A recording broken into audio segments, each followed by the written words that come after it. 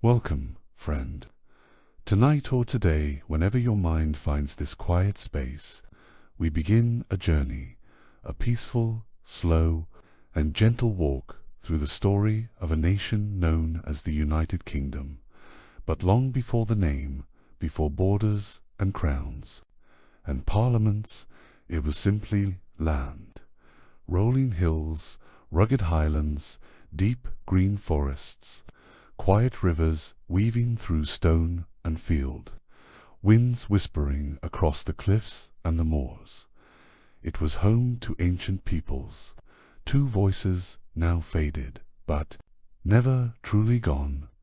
Their stories once carved in stone, sung around fires, painted in caves, now carried in echoes, waiting for us to listen. This is not a tale of battles or empire, not tonight. This is a soft exploration of identity, of memory, of time. So let your shoulders rest, let your jaw relax, let your thoughts settle like mist. Over a quiet valley, take a slow breath in and out, and let us begin together. At the very beginning, in stillness, in curiosity, in calm. Chapter 1. In the beginning, prehistoric Britain. Take a deep breath and let your shoulders relax. Welcome to a peaceful and thoughtful journey through the long and intricate history of the United Kingdom, a history stretching back tens of thousands of years. We begin not with kings or empires, but with the distant echoes of early human footsteps on British soil in the ancient mists of prehistory. Long before written records, humans roamed what would one day be called Britain. The first known human presence dates back around 900,000 years during the Paleolithic period. Stone tools have been discovered in Norfolk, hinting at the early ingenuity and adaptability of these ancient people during the Ice Ages. Glacial periods made much of Britain uninhabitable. But in warmer interglacial periods, humans returned around 40,000 years ago.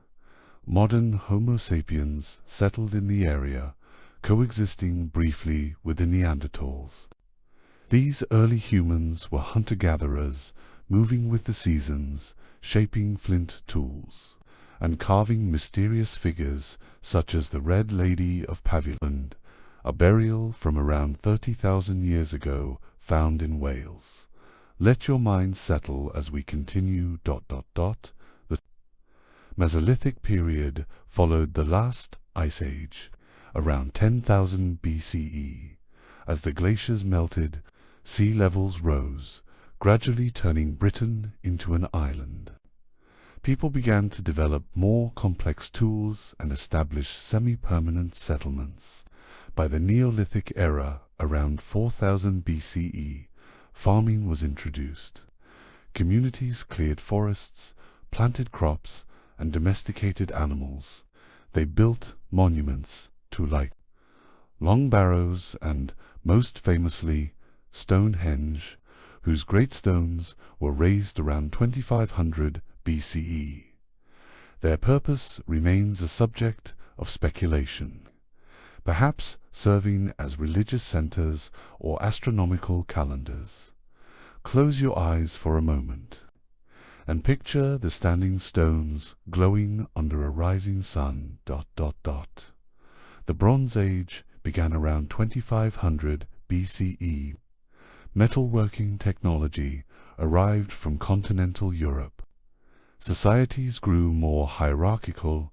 Burial mounds round barrows appeared across the countryside.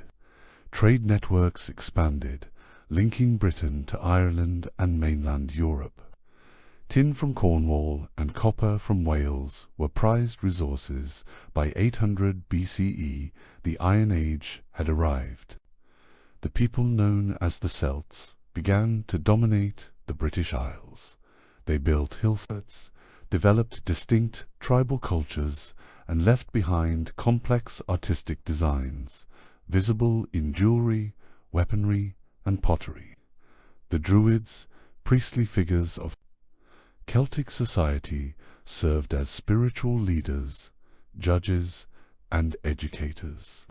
Yet, for all their cultural richness, the Celts left no written records, and so we enter the realm of myth and archaeologia, land of mist, war horns, and firelit storytelling ... in the next part. We will meet the mighty legions of Rome and witness the beginning of recorded British history. For now, rest easy in the knowledge that even in these ancient times, the foundations of a kingdom were quietly forming stone by stone, field by field, story by story. Breathe in and breathe out. Chapter 2: The Roman Conquest and Britannia, 43 CE to 410 CE. Let yourself settle once more, the soft rhythm of history continuing like a steady tide. We enter now a time of roads, legions, and empires, a time when Britain would be forever changed by the arrival of Rome. By the 1st century CE, the Roman Empire had grown vast and powerful, stretching across much of Europe, North Africa, and the Middle East. In 43 CE, under Emperor Claudius, Rome turned its gaze to the mysterious island of Britannia. The invasion was swift and strategic. Led by General Aulus Plautius, Roman legions landed on the southeastern shores. Some tribes resisted. Others, seeing opportunity, allied themselves with the invaders. Within a few decades, much of southern Britain was under Roman control. The native Britain's Celtic peoples, with their own cultures and customs, encountered a new way of life. The Romans built cities, roads, baths, and temples. Londinium, the city that would become London, was established as a commercial hub. Colchester, then known as Camulodunum, became a key administrative centre, yet all was not peaceful. In 60 or 61 CE, Boudica, queen of the Iceni tribe, led a famous uprising. Her forces destroyed Roman settlements, including Londinium, in a fiery rebellion. Though ultimately defeated, Boudica's legacy endures as a symbol of resistance and fierce independence. Pause now, and imagine the flicker of torchlight on Roman mosaics, the hum of Latin voices over a British hillside. ... Over the next centuries, Roman Britain stabilized. Villas dotted the countryside. Latin became a language of governance. Christianity began to spread, particularly in the 4th century. A syncretic culture emerged, blending Roman and native traditions. But at the fringes, pressures grew. The Picts in the north, Irish raiders from the west, and Germanic tribes across the sea all posed threats. The Great Hadrian's Wall begun. In 122 CE, under Emperor Hadrian, marked the northern boundary of Roman ruler Silent Sentinel between empire and the unknown. By the early 5th century, Rome's grip weakened. The empire itself was crumbling under internal strife and barbarian invasions. Troops were recalled. By 410 CE, Britain was effectively abandoned by Rome, left to govern itself for the first time in centuries.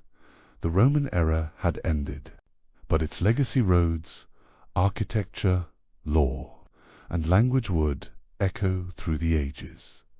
Take a breath and feel the quiet hush of change settling over the land.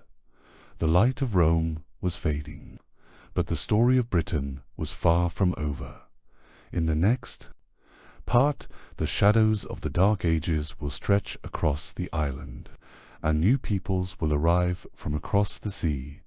Until then, rest peacefully, knowing history never truly sleeps. Chapter 3. The Anglo-Saxon Age and the Heptarchy 410 CE, 2871 CE, the Roman eagles had flown, leaving behind stone ruins and fading Latin. As the last Roman officials departed, Britain entered a period often called the Dark Ages, not because it lacked civilization, but because written records became sparse and so much remains shrouded in mystery down. Let your thoughts drift like low fog over the hills as we journey into this mysterious era of kings, clans, and constant change. After the Roman withdrawal, the British tribes were left vulnerable to incursions from the Picts in the north and the Irish in the west. In response, some local rulers invited Germanic mercenaries, specifically the Angles, Saxons, and Jutes, to help defend their territories. But soon, these mercenaries began to claim land for themselves. Between the 5th and 7th centuries, waves of Anglo-Saxon migration transformed the culture and landscape of Britain. The native Britons were pushed west into Wales, Cornwall, and beyond. The newcomers established their own kingdoms, speaking Old English, and bringing with them pagan beliefs. 7 main Anglo-Saxon kingdoms emerged, known collectively as the Heptarchy: Northumbria-Merseast, Anglia-Essex, Scenso-Saxouch had its own rulers, courts, and shifting alliances. Warfare was common, and power constantly changed hands. Yet there was beauty to the art of illuminated manuscripts, intricate metalwork, and oral poetry flourished. The epic tale of Beowulf, passed down through generations, reflects the heroic ideals of this era. Christianity, once introduced by the Romans, returned with vigor. In 597, Pope Gregory the Great sent Augustine to convert the Anglo-Saxons. He became the first Archbishop of Canterbury. Over the next century, Christian missionaries, including figures like Aidan of Lindisfarne and Cuthbert of Northumbria, spread the faith across the land. Let your mind wander now to the windswept coast of Lindisfarne, where monks illuminated holy texts by candlelight, their chants carried by the sea breeze, ... By the 8th century, Northumbria had become a centre of learning and culture, home to the scholar Bede, who authored the ecclesiastical history of the English people, one of our main sources for this period. But peace was fragile. In 793, the first recorded Viking raid struck Lindisfarne. The Viking Age had begun. Norse warriors from Scandinavia began raiding and, soon, settling parts of Britain. These fierce seafarers brought destruction, but also trade, culture, and eventually settlement. As we prepare to move into the next era, picture wooden longships cutting across misty seas, the clash of sword and shield, and the soft hush of monasteries rising again after the storm. The stage is set for a new kind of struggle. As native kings rise to defend their realms, let yourself rest for a moment, knowing that history, like the tide, flows ever onward.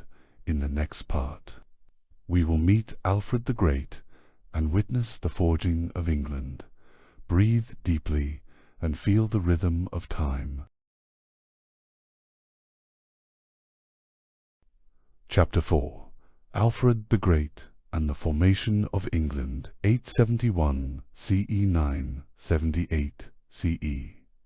As you settle into your breath once more, allow your mind to drift to a time of renewal and resilience. the flames of Viking raids still licked the coasts of the British Isles, but amid the turmoil, a remarkable leader emerged. His name was Alfred Dot, born in 849 CE in Wantage. Alfred was the youngest son of King Athelwulf of Wessex. In a time of relentless Viking invasions, Wessex stood as one of the few Anglo-Saxon kingdoms to resist complete conquest. When Alfred became king in 871 CE, following the death of his brother Ethelred, his realm faced immense pressure from the formidable Danish forces, known collectively as the Great Heathen Army. At first, Alfred suffered defeats. The Vikings captured key areas, and Wessex teetered on the edge of collapse. But Alfred retreated into the marshes of Somerset, where he regrouped and rallied his forces. From these humble beginnings, he launched a counterattack that culminated in the pivotal Battle of Edington in 878 CE. There Alfred defeated the Viking leader Guthrum, who soon converted to Christianity and agreed to a peace treaty. This moment of victory marked a turning point. A border was drawn between Alfred's Wessex and the Danalartha area of eastern England under Danish control. From here, Alfred began a remarkable campaign of reform and consolidation. Let yourself picture the candlelit halls of Alfred's court, where both warriors and scholars gathered. Alfred recognized that war alone could not preserve his kingdom. He established a network of fortified towns known as burhs, which served both as military defenses and economic centers. He restructured the legal system, drawing on earlier Anglo-Saxon laws while emphasizing justice and order. Perhaps most profoundly, Alfred championed education. Believing that ignorance weakened society, he encouraged the translation of Latin texts into Old English and invited scholars from across Europe to his court. He himself translated several works, including Pope Gregory's Pastoral Care. This commitment to learning earned him a reputation as a philosopher king a rarity in the medieval world. He became known not just as Alfred the King, but Alfred the Great, the only English monarch to bear that title.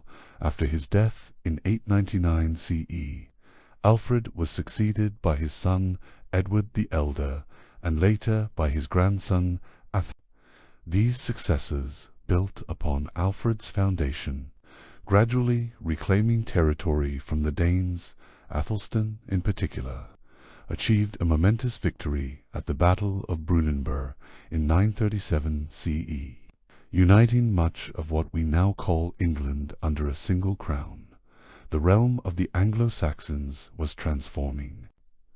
By the mid-10th century, the idea of a united England had begun to take firm root. Though not without conflict, the dream of a single English kingdom was no longer a distant hope. Close your eyes for a moment and feel the calm pride that might have swelled in the hearts of those who saw peace, education, and unity emerge from war and chaos. But history does not stand still. In the next part of our journey, the Vikings will return more organized and determined than before, and the crown will pass through storms and shadows. For now, let your breath slow.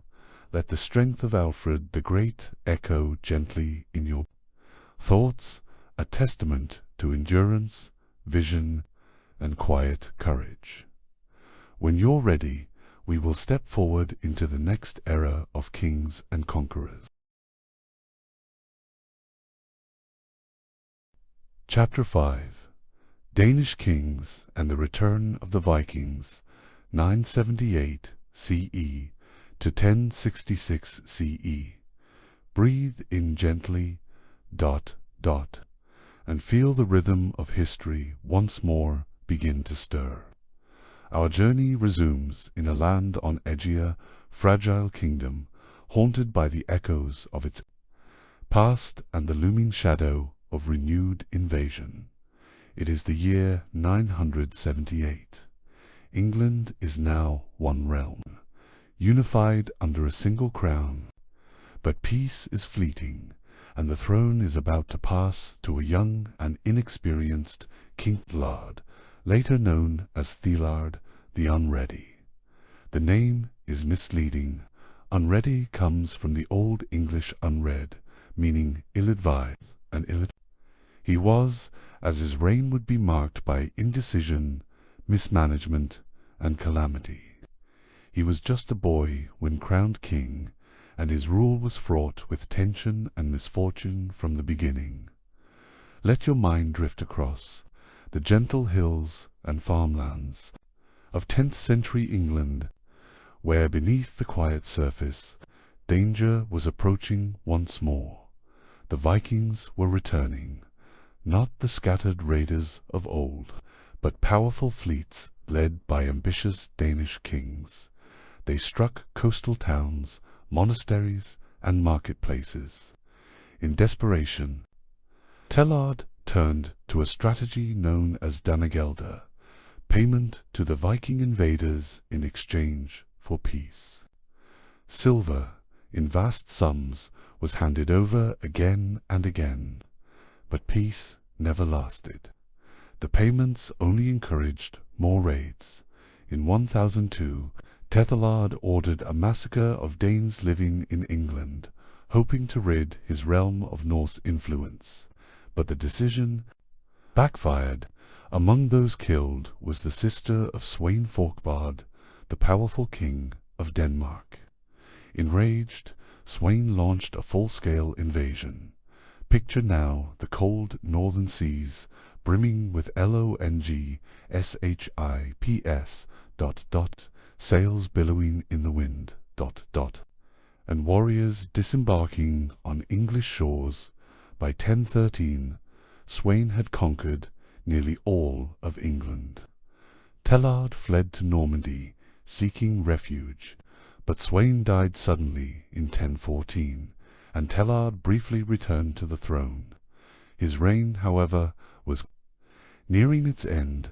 After Lelred's death in 1016, his son Edmund Ironside attempted to resist the new Danish king, Canute the Great.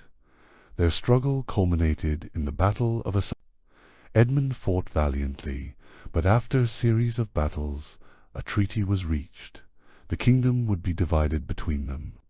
Yet before the year was out, Edmund died, and Canute became the undisputed ruler of all England, and so a Danish king sat upon the English throne. Now take a moment to relax and consider the remarkable nature of this moment.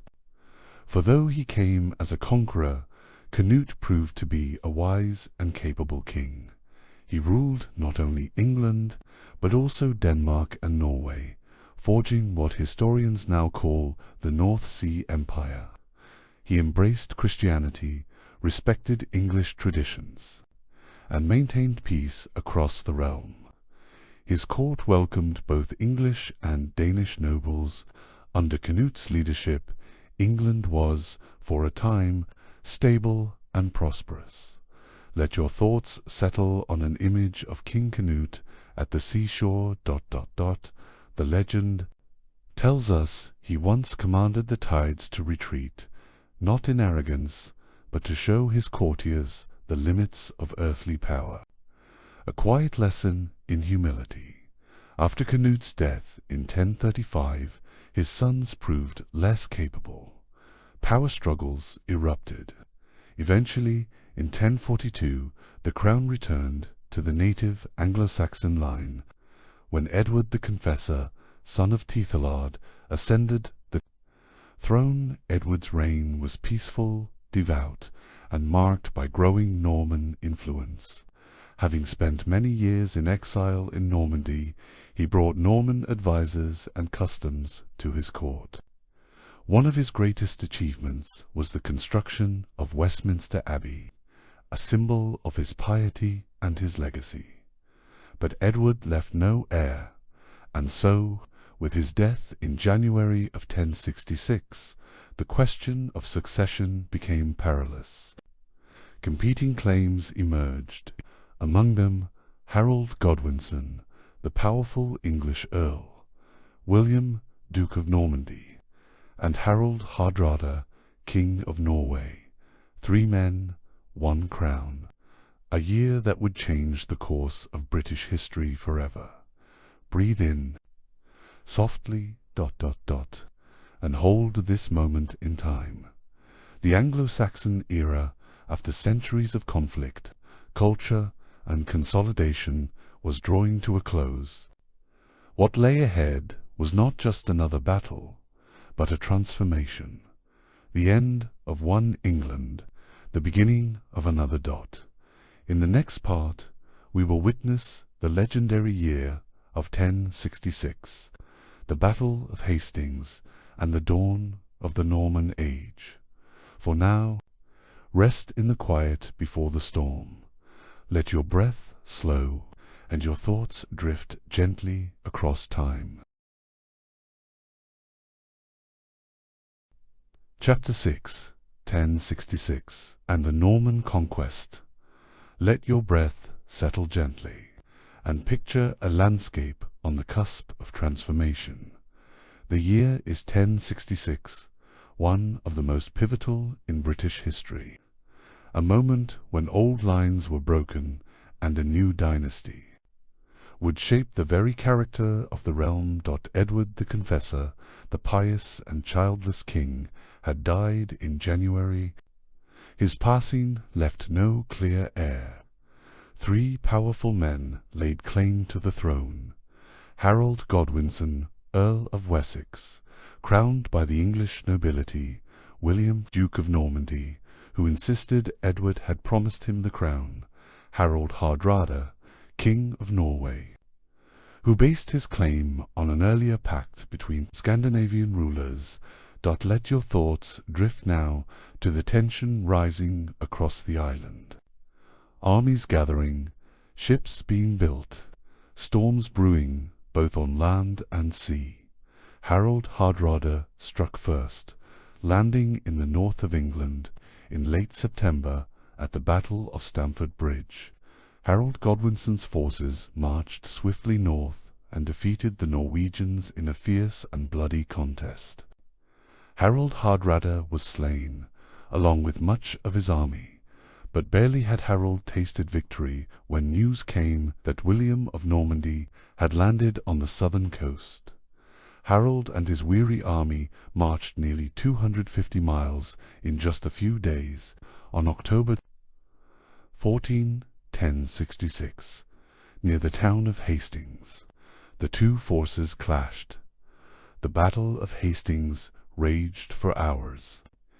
The English formed a strong shield wall atop a ridge.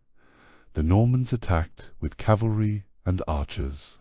After feigned retreats, breaches, and relentless pressure, the English lines began to falter. Harold, struck perhaps by an arrow to the eye, fell. His death marked the end of Anglo-Saxon rule. Breathe in and breathe out. The age had turned. William, now known as William the Conqueror, was crowned King of England on Christmas Day 1066 at Westminster Abbey. He faced resistance from northern and western England, which he crushed with brutal force. In what became known as the Harrying of the North, villages were destroyed, crops burned, thousands perished. It was a harsh lesson in conquest, but it secured his rule. William redistributed land to his Norman followers. The Anglo-Saxon nobility was almost entirely replaced. Norman French became the language of the elite, merging over time with Old English to shape modern English. Castles like those at Dover, Windsor, and the Tower of London rose across the landscape, symbols of control and defense. The feudal system took firm root, structuring society under the king's authority in 1086. William commissioned a detailed survey of his kingdom. The Domesday Book. It listed landowners, resources, livestock, and people. A snapshot of a nation. Under meticulous control, the Domesday Book remains one of the most remarkable administrative records of the Middle Ages. And so, England was transformed not only by war, but by culture, language, and law. Yet, the broader United Kingdom was far from formed. Scotland remained a separate realm. Wales, too, retained its own rulers. Ireland was still beyond direct English rule. The next chapters will bring expansion, resistance, and the slow weaving together of these lands into something new. For now, rest in this turning point when swords and shields gave way to crowns and courts, when kings from across the sea planted roots that would stretch centuries into the future. When you're ready, we'll move forward through Norman and Plantagenet reigns where the island's history will grow ever more complex and interconnected. Chapter 7. The Norman Legacy and the Rise of the Plantagenets, 106-61-216. As the winds calm and the Norman standard flutters above the land, we drift gently into the era of consolidation. Though William the Conqueror had secured the English crown, his influence and that of his descendants would spread deeper and wider. It is here, in the intertwining of dynasties, cultures, and lands, that the seeds of the modern United Kingdom would be sown. Following William's death in 1087, his realm was divided. Normandy went to his eldest son, Robert Curthose, and England to his second son, William Rufus. This splitting of dominion led to rivalry and discord. William Rufus, crowned William II, ruled with a harsh hand. He continued to build castles and strengthen royal authority, but was widely seen as cruel and extravagant. In 1100, William II died mysteriously in a hunting accident, an arrow through the heart. Perhaps accident, perhaps intrigue. He was succeeded by his younger brother, Henry I, a shrewd and learned monarch. Henry reunited England and Normandy, and is often credited with further formalizing the machinery of government. He issued the Charter of Liberties, a precursor to the Magna Carta, and began the process of systematizing royal justice. Henry's daughter, Matilda, was his designated heir. But upon his death in 1135, her cousin Stephen of Blois seized the throne. The result was nearly 2 decades of civil war, a period known as the Anarchy. England was torn by shifting alliances, burned towns, and divided loyalties. The crown wavered, and the land suffered. Matilda's claim did not fade. She passed her rights to her son Henry Plantagenet, who would become Henry II in 1154, marking the beginning of the Plantagenet dynasty. Let your thoughts drift gently into this time of rebuilding. Henry II was a strong and energetic king. He consolidated royal authority and extended English influence to new heights. Through his marriage to Eleanor of Aquitaine, he inherited vast lands in France-Anjou, Aquitaine, and more. This Angevin empire stretched from the Scottish borders to the Pyrenees, but Henry's reign was not without strife. His efforts to assert control over the Church led to bitter conflict with Thomas Becket, the Archbishop of Canterbury. Becket resisted the king's authority, and in 1170 he was murdered in Canterbury Cathedral by knights loyal to Henry. The shock and scandal of Becket's death transformed him into a martyr, and the cathedral became a site of pilgrimage. Meanwhile, Wales and Scotland were drawing the attention of English kings. Henry II led military campaigns into Wales and negotiated with Scottish monarchs, trying to bring these lands into his sphere of influence.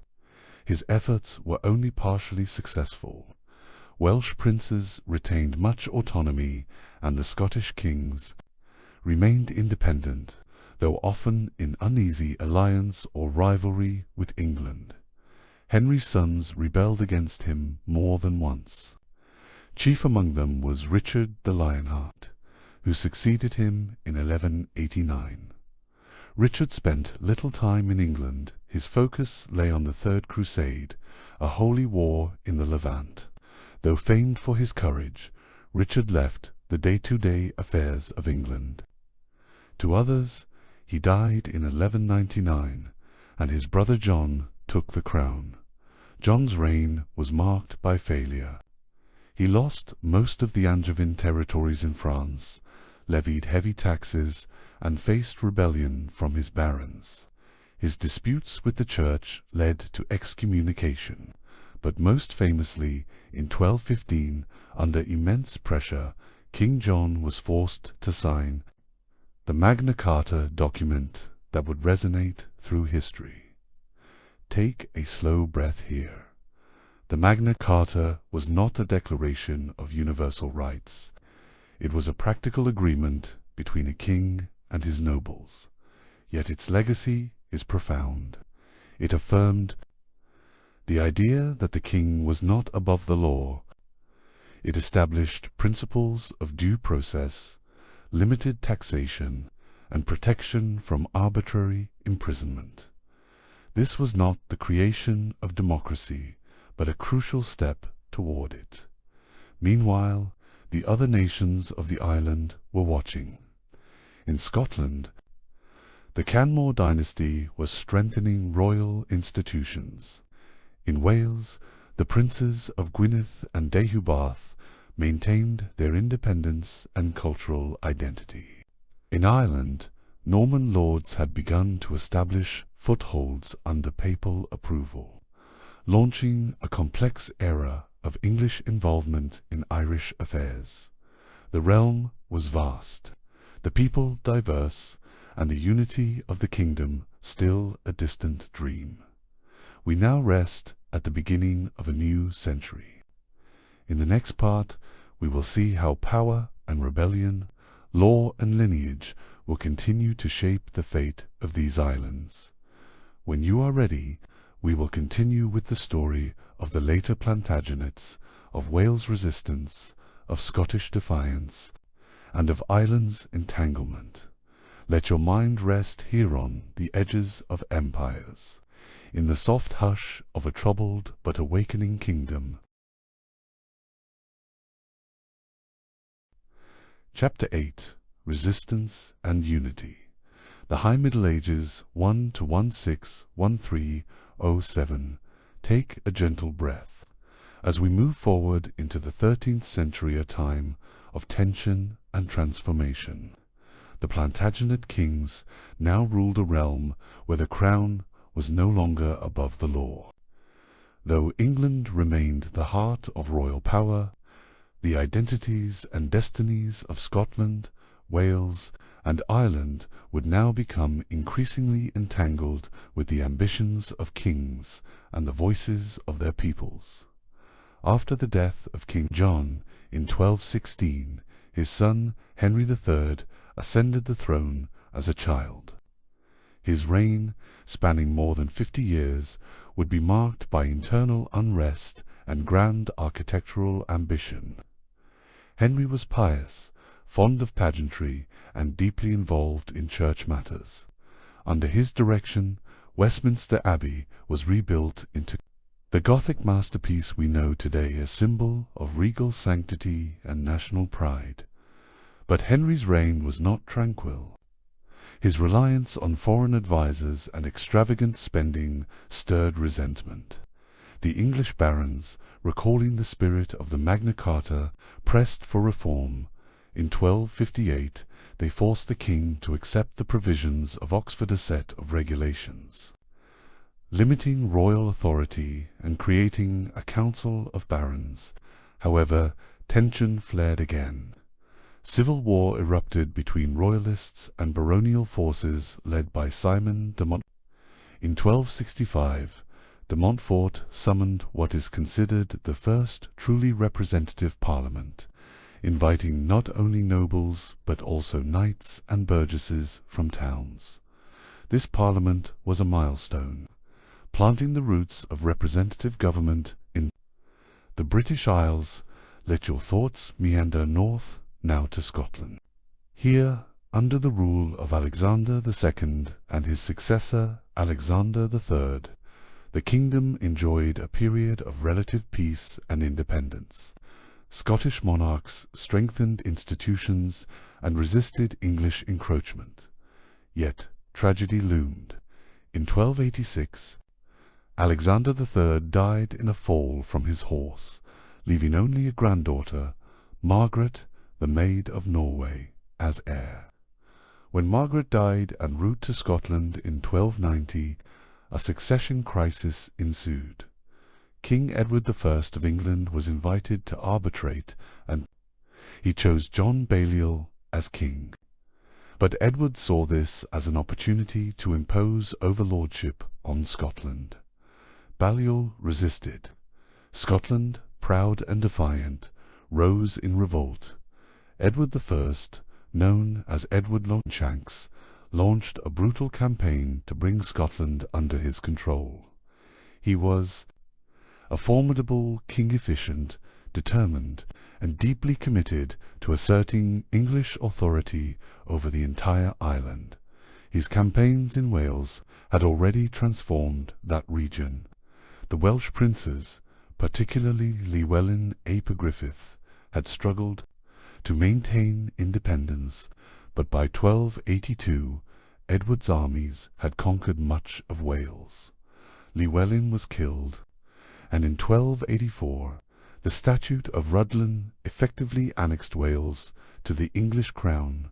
To secure his conquest, Edward built massive stone castles, Carnels Conrath, Harlech Carnal fortresses that still dominate the landscape.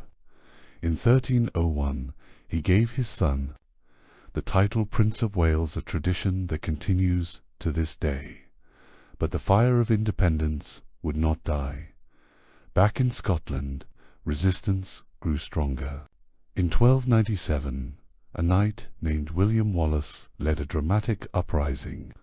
At the Battle of Stirling Bridge, his forces defeated a much larger English army. Though Wallace was later captured and executed, he became a symbol of national pride. Then rose Robert the Bruce, a noble with a complex past but a fierce determination. In 1306 he declared himself King of Scots and waged a long and bitter campaign for freedom. Meanwhile, in Ireland, the Norman lords had carved out territories following the 12th century invasion, but native Irish chieftains retained power in many regions. The English crown's control was largely limited to a strip of land around Dublin known as the Pale. The island was a tapestry of cultures: Gaelic, Norman, Norse blending and clashing in shifting patterns.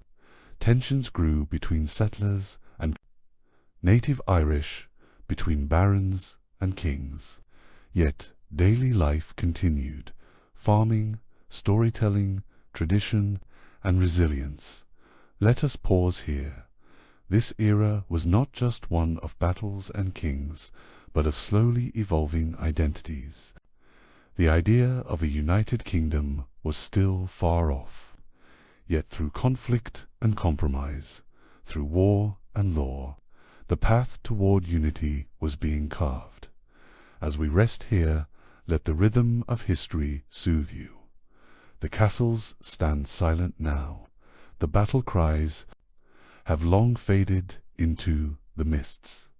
And when you're ready, we'll continue with the story of Robert the Bruce's triumph, the wars with France, and the shaping of Parliament and power in the Isles. Chapter 9. Triumphs, Turmoil and Transition, the Late Middle Ages 1307-1485. Let us continue our gentle journey through time with the death of Edward I in 1307. His son Edward II inherited the throne of England. Edward II was an unpopular king, struggling with both noble factions and military failure. In 1314, at the Battle of Bannockburn, Robert the Bruce secured a landmark victory for Scotland, reaffirming Scottish independence and weakening English control north of the border. Robert the Bruce ruled until 1329, skillfully balancing diplomacy and warfare. His reign strengthens Scottish national identity, even as the kingdom remained wary of English ambitions. Meanwhile, Edward II's rule deteriorated. His reliance on favourites, particularly Piers Gaveston and later Hugh Despenser, alienated the nobility. He was eventually deposed by his wife, Isabella of France, and her lover, Roger Mortimer, in favour of their son, Edward III. Edward III restored royal authority and ushered in a new era. He was charismatic, militarily gifted, and deeply involved in the chivalric ideals of knighthood and kingship, but his reign would also see the beginning of a long and arduous conflict, the 100 Years' War with France. The war began in 1337, sparked by a disputed claim to the French throne. Edward III, through his mother, claimed legitimacy over France, setting off decades of warfare. The war would come in phases, marked by brilliant victories such as Crécy in 1346 and Poitiers in 1356, where the English longbow proved devastating. These battles were moments of triumph, but they masked the economic strains and political instability at home, and soon a shadow darker than war fell upon the land.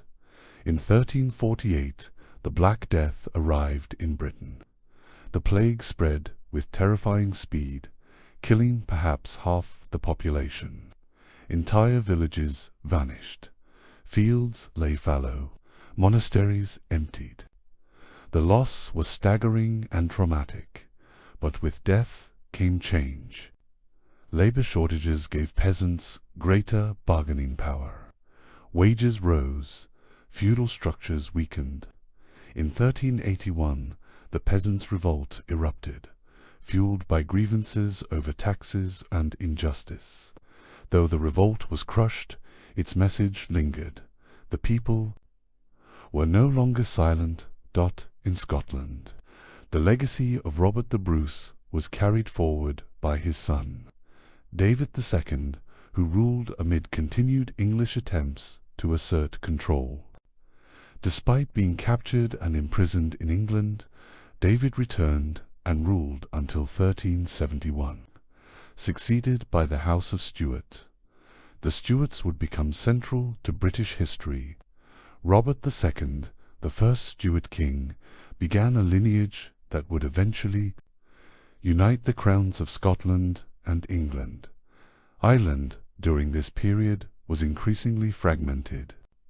The English presence, concentrated around the Pale, faced rising resistance from Gaelic lords.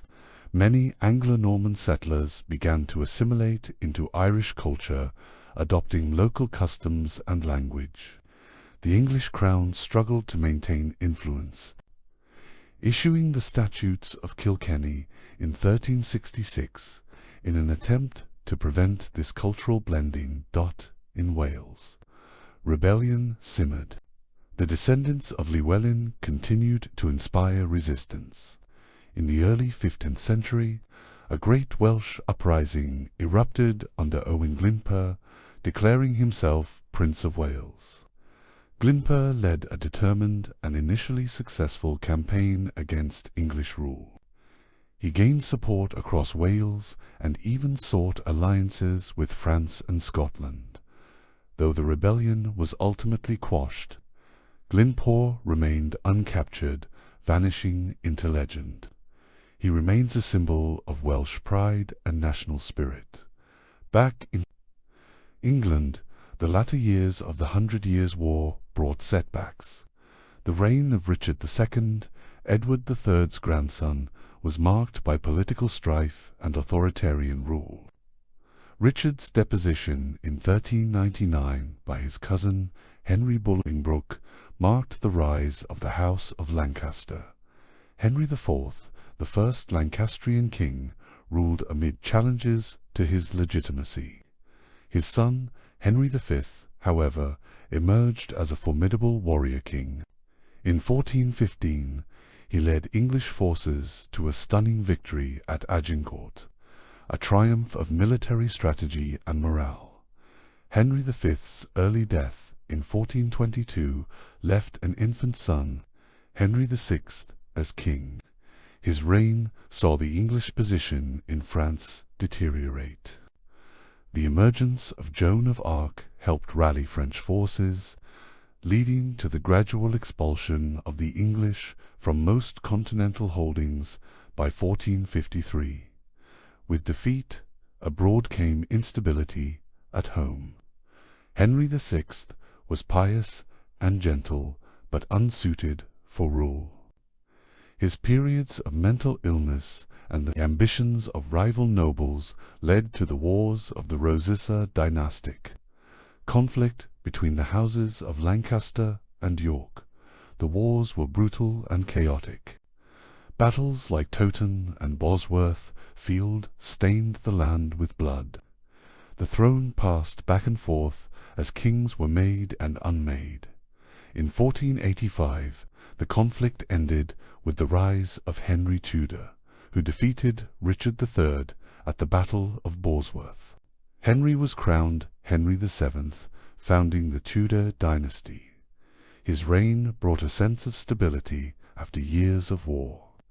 The seeds of a new age were being sown, an age of exploration, reformation, and empire. Let the noise of battle fade now, and let the quiet moments of reflection wash over you. We've walked through centuries of growth, loss, and resilience. When you're ready, we'll step gently into the early modern world, a time of queens and reformers, discoveries and dissent, and the forging of a more unified kingdom.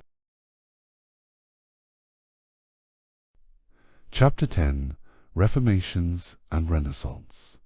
The early modern period, 1485–1603. We now drift gently into a period of dramatic change and renewal, a time when the United Kingdom began to take the shape we know today.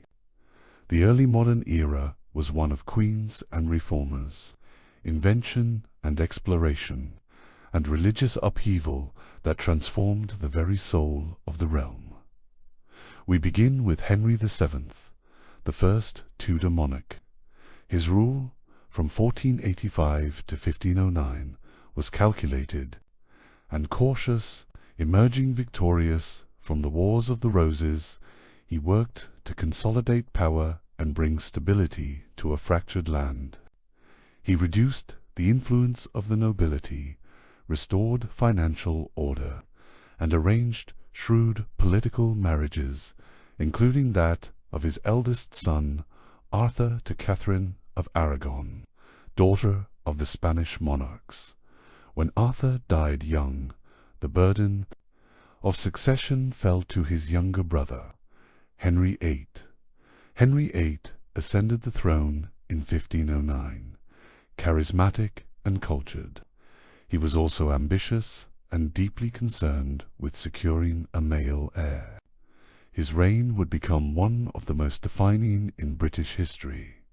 Initially a devout Catholic, Henry was granted the title Defender of the Faith by the Pope. But when his marriage to Catherine of Aragon failed to produce a male heir, he sought an annulment The Pope's refusal set in motion a seismic shift. The English Reformation. In 1534, Henry declared himself supreme head of the Church of England, severing ties with the Roman Catholic Church. This was more than a religious reformation, it was a political revolution. The dissolution of the monasteries followed, in which vast lands and wealth were transferred to the crown and loyal nobles. Henry married 6 times. His second wife, Anne Boleyn, gave birth to Elizabeth, but was later executed. His third wife, Jane Seymour, bore him a son, Edward VI, before dying in childbirth. Meanwhile, Scotland experienced its own changes. James IV had modernized the Scottish court and fostered a renaissance of art and culture. But in 1513, at the Battle of Flodden, James IV was killed fighting the English. His son, James V, continued his legacy but died young, leaving a mere Queen of Scots' queen. Back in England, Edward VI became king at age 9. His brief reign was marked by a push toward Protestant reform guided by regents. He died in 1553, and the throne passed to Mary I, daughter of Catherine of Aragon. Mary was a staunch Catholic and sought to reverse the Reformation. Her marriage to Philip II of Spain and her persecution of Protestants earned her the nickname Bloody Mary. Her reign was marked by tension and religious violence. In 1558, Elizabeth I ascended the throne. Her reign, known as the Elizabethan era, became a golden age. Elizabeth carefully balanced Protestant identity with tolerance, though Catholic plots and pressures remained. She never married, earning the title the Virgin Queen, and ruled with political skill and charisma. Her long reign saw the flourishing of the arts. William Shakespeare, Christopher Marlowe, and Ben Jonson gave voice to the age. England also began to look outward. The defeat of the Spanish Armada in 1588, led by figures like Sir Francis Drake, marked the emergence of England as a naval power. Explorers sailed to the New World, and early colonial ambitions stirred in Ireland. Elizabeth's reign was marked by efforts to tighten English control. Rebellions erupted, such as the Desmond Rebellions and the 9 Years' War, led by Hugh O'Neill, the Earl of Tyrone. These conflicts foreshadowed a long and painful struggle over Irish autonomy. Wales, during this period, had already undergone major change under Henry VIII. The laws in Wales Acts 1536 and 1543 integrated Wales more fully into the English legal and political system. The Acts abolished Welsh law and established English as the official language of administration. While this strengthened central control, it also began a long process of cultural anglicisation. In Scotland, the Reformation arrived with vigour. Under the influence of John Knox, Scotland became a firmly Protestant country, rejecting Catholicism and aligning more closely with reformist ideas. Mary, Queen of Scots, who was Catholic, faced growing opposition. Her tumultuous reign ended in her forced abdication in 1567 in favour of her infant son, James VI. Mary fled to England, where she was held under house arrest for 19 years, before being executed in 1587 for her role in Catholic plots against Elizabeth. James VI of Scotland, a Protestant and the great-grandson of Henry VII, would later inherit the English throne as James I, uniting the crowns in 1603 after Elizabeth's death. Thus ends a century of profound transformation. Religion, politics, and identity were reshaped, setting the stage for an era of deeper integration and deeper conflict. Close your eyes if you wish. Let the echoes of lutes and sermons, of reformers' cries and royal proclamations fade into the distance. And when you're ready, we shall move forward into the age of civil wars and revolution, of Cromwell and kings lost to time. Chapter 11. Civil Wars and Commonwealth, the 17th century, 1603–1707 now. Let us continue our tranquil journey through the pages of the past. The 17th century was a time of immense change where monarchy, parliament, and people found themselves at odds, clashing in wars that would forever reshape governance across the islands of Britain. We begin in the year 1603, with the peaceful passing of Queen Elizabeth I, with no direct heirs. The throne passed to James VI of Scotland, who became James I of England and Ireland. Thus, for the first time, England and Scotland were ruled by a single monarch personal union of crowns. Though the countries remained legally and politically distinct, James I, the first Stuart King of England, envisioned a united Britain. His reign marked the continuation of religious tensions and debates about the divine right of kings. Though a Protestant, James's attempts at conciliation with Catholics drew suspicion. It was under his reign that the infamous Gunpowder Plot of 1605 was foiled, a Catholic conspiracy to blow up Parliament and assassinate the king. Guy Fawkes, one of the conspirators, was captured, tortured, and executed.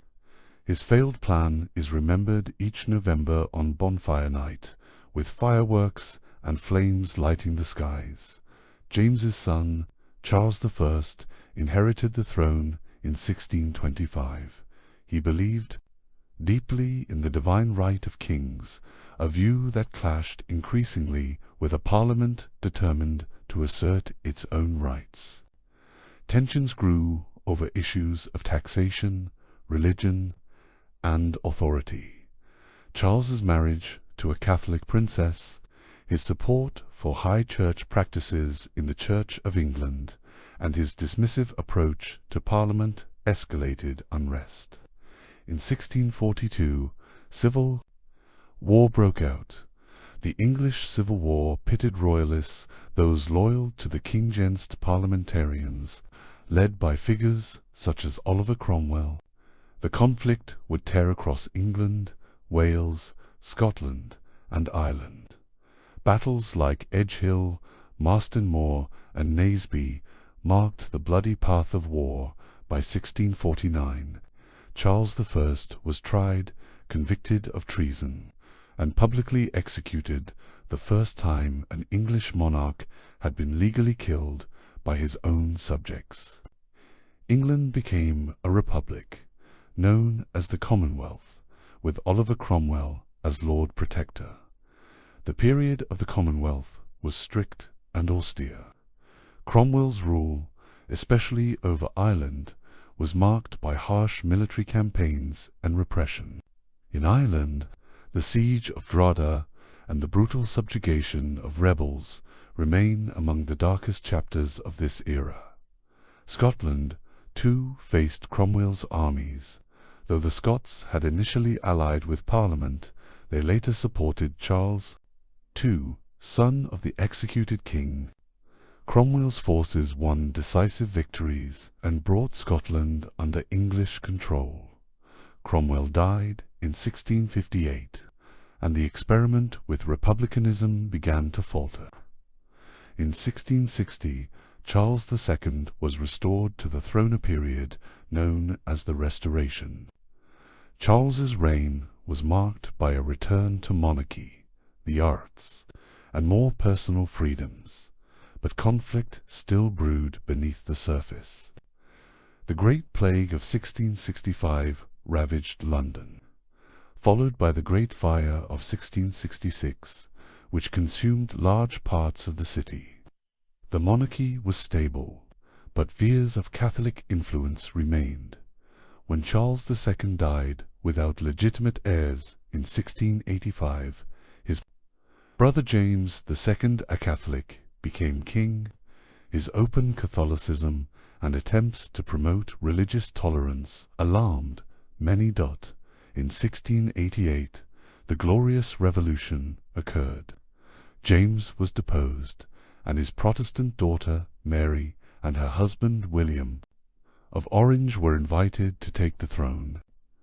The revolution was largely bloodless in England, though not in Scotland and Ireland.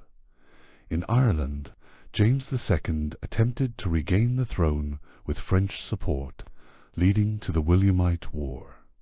Battles such as the Battle of the Boyne in 1690 became symbolic of Protestant victory, and the defeat of James secured Protestant ascendancy in Ireland.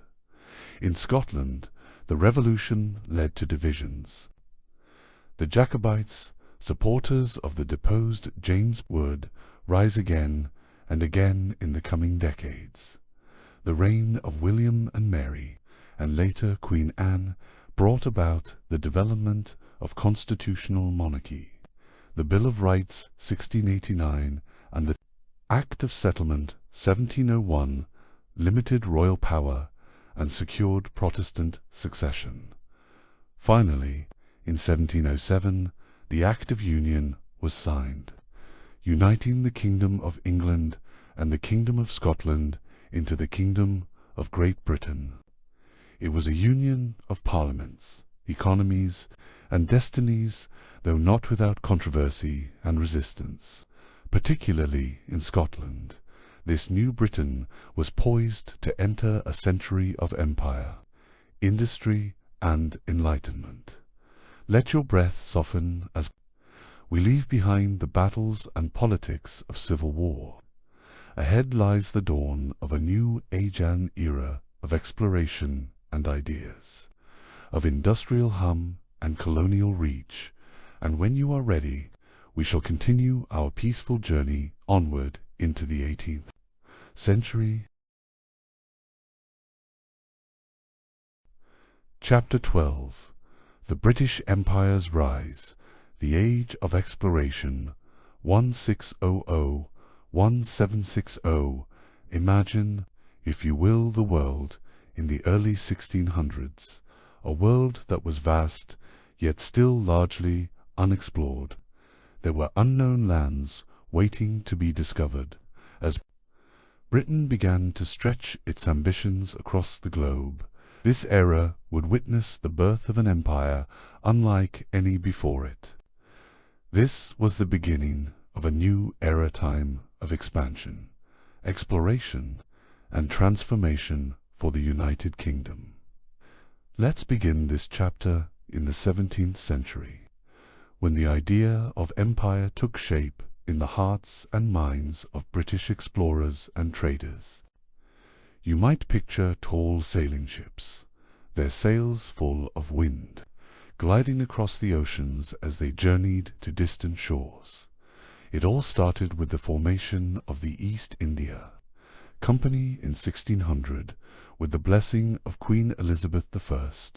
This private company was granted a royal charter to trade with the East Indies, what we now know as Southeast Asia.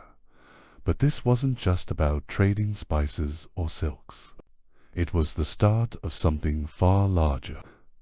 Slowly, the East India Company expanded its influence, first on the Indian subcontinent and then across all of Asia. In these early years, the company's influence would grow, not just through trade, but also through military power, eventually becoming an imperial force in its own right. The company would control vast territories, influencing the lives of millions, and laying the groundwork for the British Empire. Now we turn our gaze to the people at the heart of this growth. The reign of King James I, 1603 to 1625, son of Mary, Queen of Scots, would see the foundations of the Union of England and Scotland begin to take shape. His marriage to Anne of Denmark symbolized the attempt to bring together both crowns, but the political climate of the time was still turbulent.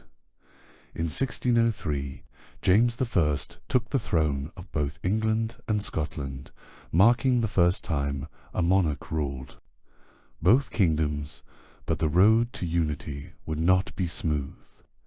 Tensions between the English and Scots remained high, with the Scots wary of English influence.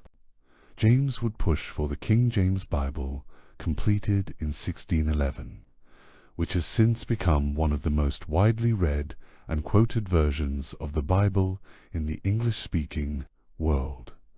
Quietly, we can sense the shifting of the times, the years moving forward. By the time we reach the mid-17th century, another storm was brewing, one that would shake the very foundations of Britain. We arrive at the English Civil War, 1642 to 1651, a battle between the monarchy and Parliament, between King Charles I and the forces of Oliver Cromwell.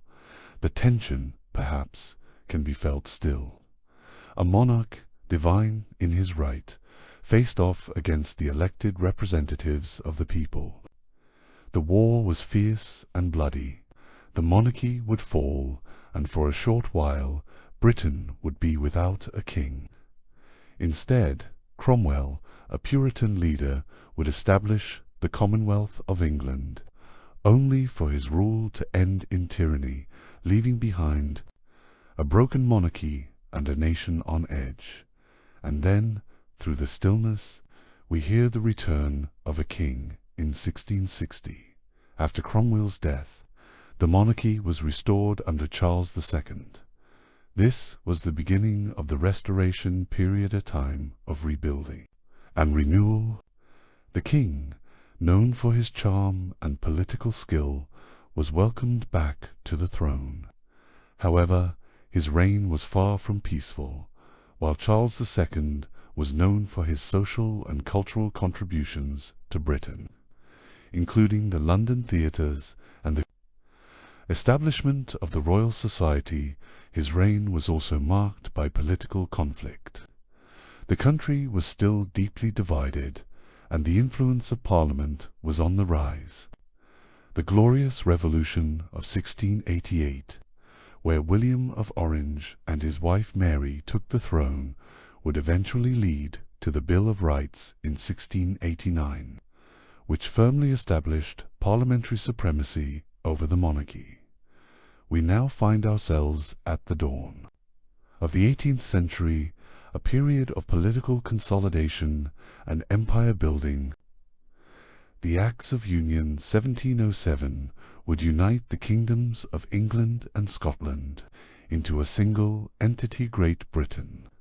The new British Parliament would have control over both nations, and the Scottish crown would cease to exist, marking a significant shift in the balance of power.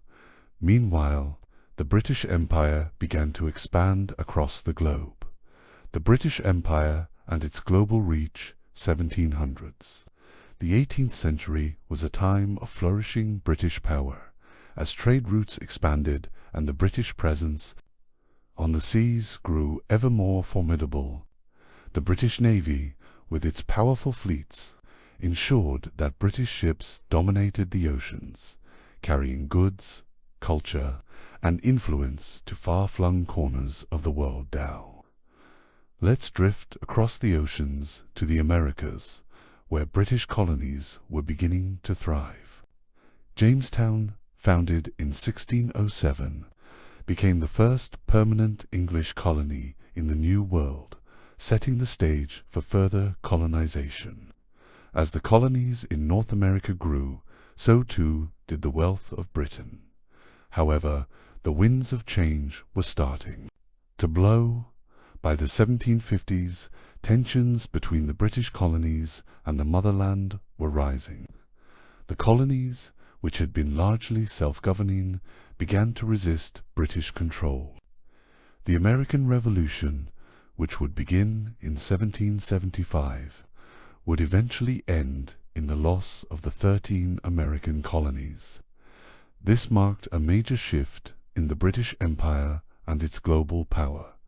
But even as one empire crumbled, another was born on the Indian subcontinent. The East India Company grew in power, establishing control over vast parts of India by the end of the 18th century. In 1757, the British defeated the French at the Battle of Plassey, ensuring British dominance in the region. The British Raj would continue to expand throughout the 19th century, drawing vast wealth from India and cementing Britain's status as the world's largest colonial empire. Feel the passage of time as we step into the heart of the 18th century, where the world shifts once again. By the late 1700s, Britain was not just a colonial power. It was a global force with a network of colonies, trade routes, and cultural influence that stretched across the continents. It was a world where Britain's naval power, industrial growth, and cultural influence merged into one dot. As we approach the early 19th century, these trends of imperialism, trade, and political conflict would continue to shape Britain's destiny. But the story of the British Empire was far from over. The next chapter will take us into the reign of Queen Victoria, when Britain would be at the very height of its imperial might. Closing thoughts for Part 12 as we quietly reflect on the history that's unfolded. We feel the vastness of it, all the ships sailing across the oceans, the treaties signed, and the Crown's reach extending farther than ever before. There is a sense of quiet power, a calm knowledge of a world both interconnected and divided.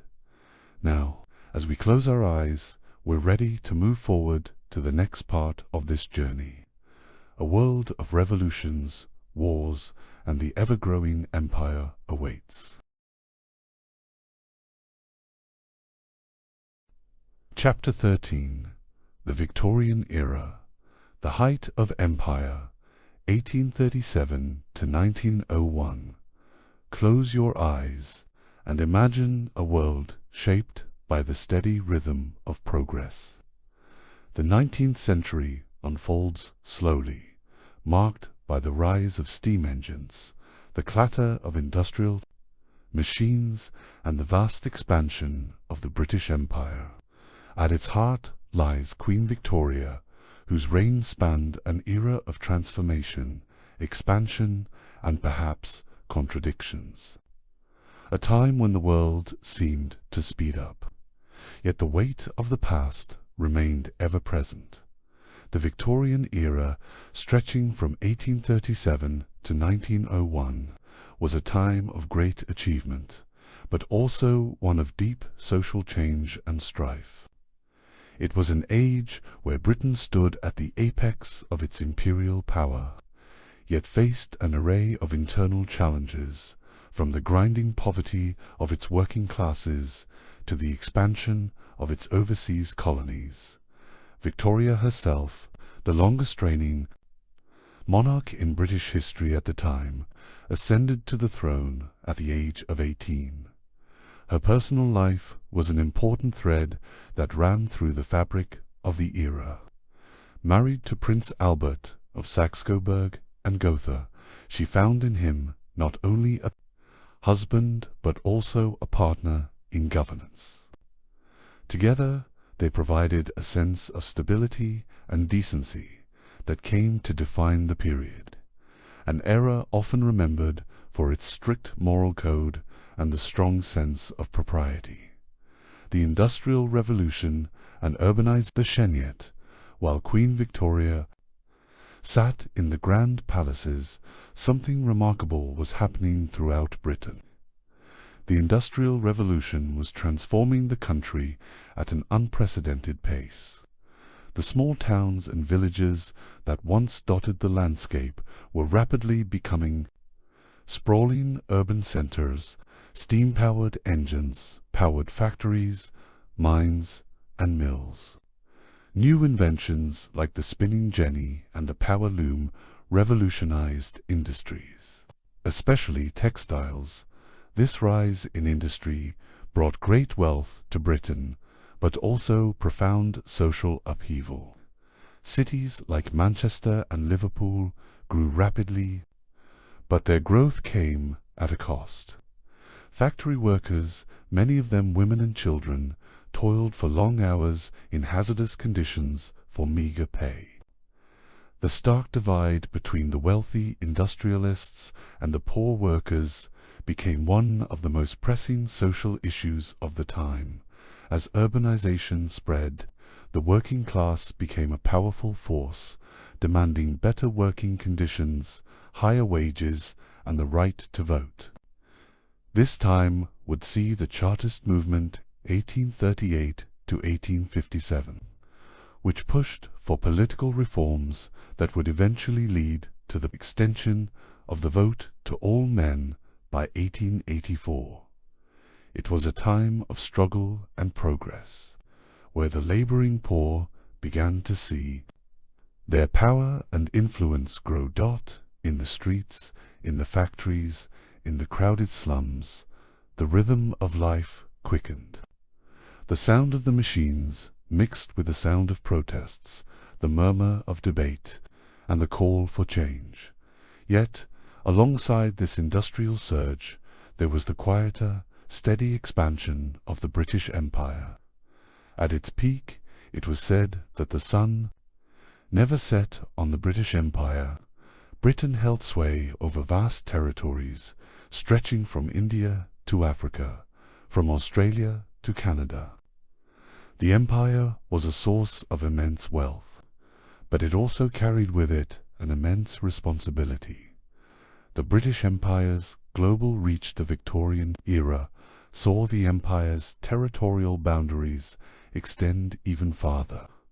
India, the jewel in the crown of the British Empire, became central to Britain's global strategy.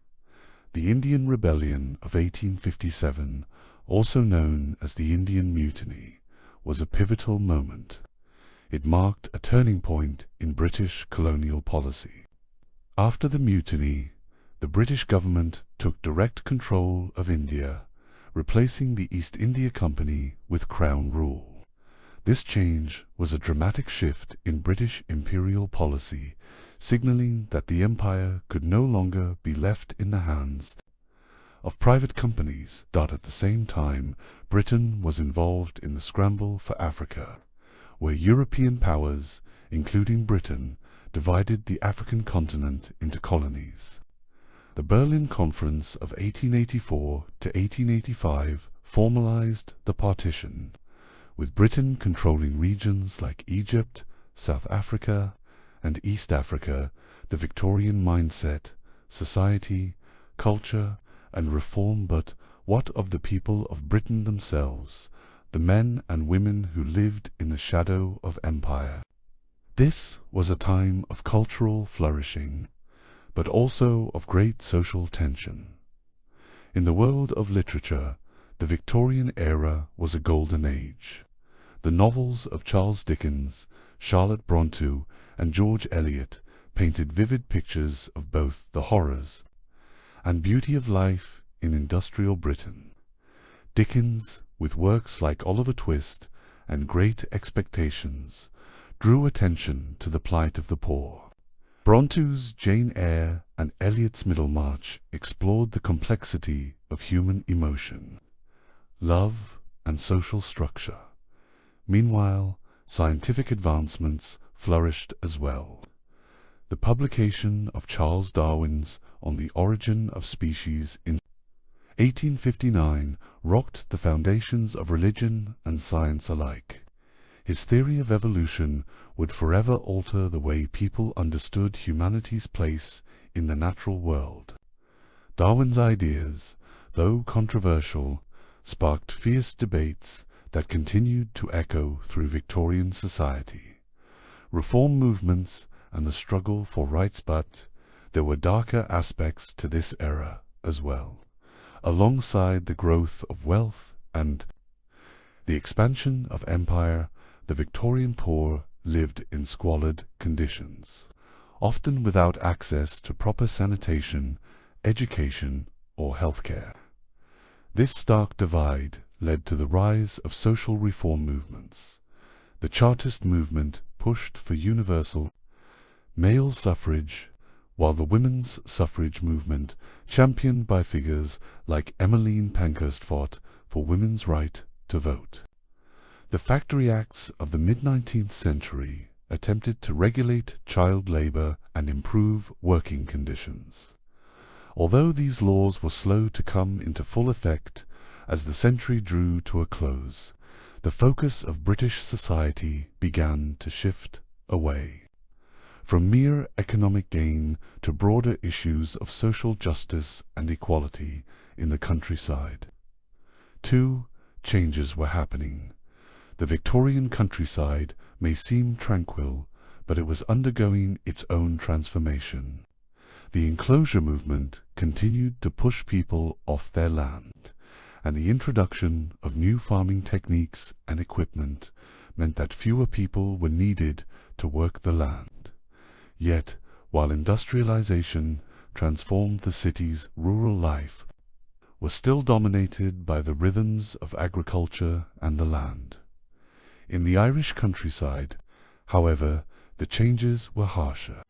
The Irish people, already suffering from poverty, were subjected to devastating famine during the late 1840s.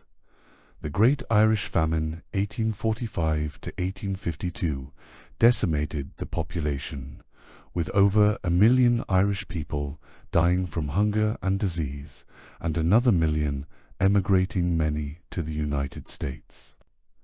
The suffering of the Irish people would leave a lasting scar on Anglo-Irish relations. Closing thoughts for Part 13. As we reflect on the Victorian era, we feel the rise and fall of nations, the expansion of empires, and the struggles of individuals trying to make sense of a rapidly changing world. The era was filled with both triumph and tragedy, a time when Britain stood at the very height of its power and influence, but also faced the dark shadows of social inequality and imperial conflict. In this moment of stillness, take a deep breath and let the intricate layers of history unfold slowly, gently. When you're ready, we will move forward into the dawn of the 20th century, where new challenges and a changing world await. Chapter 14. The End of Empire, the Early 20th Century, 190-1914. Take a deep breath. As we slowly drift into the early 20th century, a time of profound change for the United Kingdom. The empire that once seemed invincible began to show cracks, while the world itself seemed to be rapidly transforming. The comforting rhythm of Victorian life, with its sense of progress and stability, gave way to a new era, one marked by industrialization, social reform, and the brewing storm of international conflict. The death of Queen Victoria and the rise of Edward VII, 1901. The Victorian era came to a close with the death of Queen Victoria in 1901. Her son, Edward VII, ascended the throne and became the first British monarch of the 20th century. Edward's reign, though relatively short, would play a significant role in shaping the future of Britain and the world. Edward, known for his charm and political savvy, ushered in an era of social and political change. often described as the Edwardian period. This was a time when Britain was beginning to feel the impact of modernity in ways that were both thrilling and unsettling.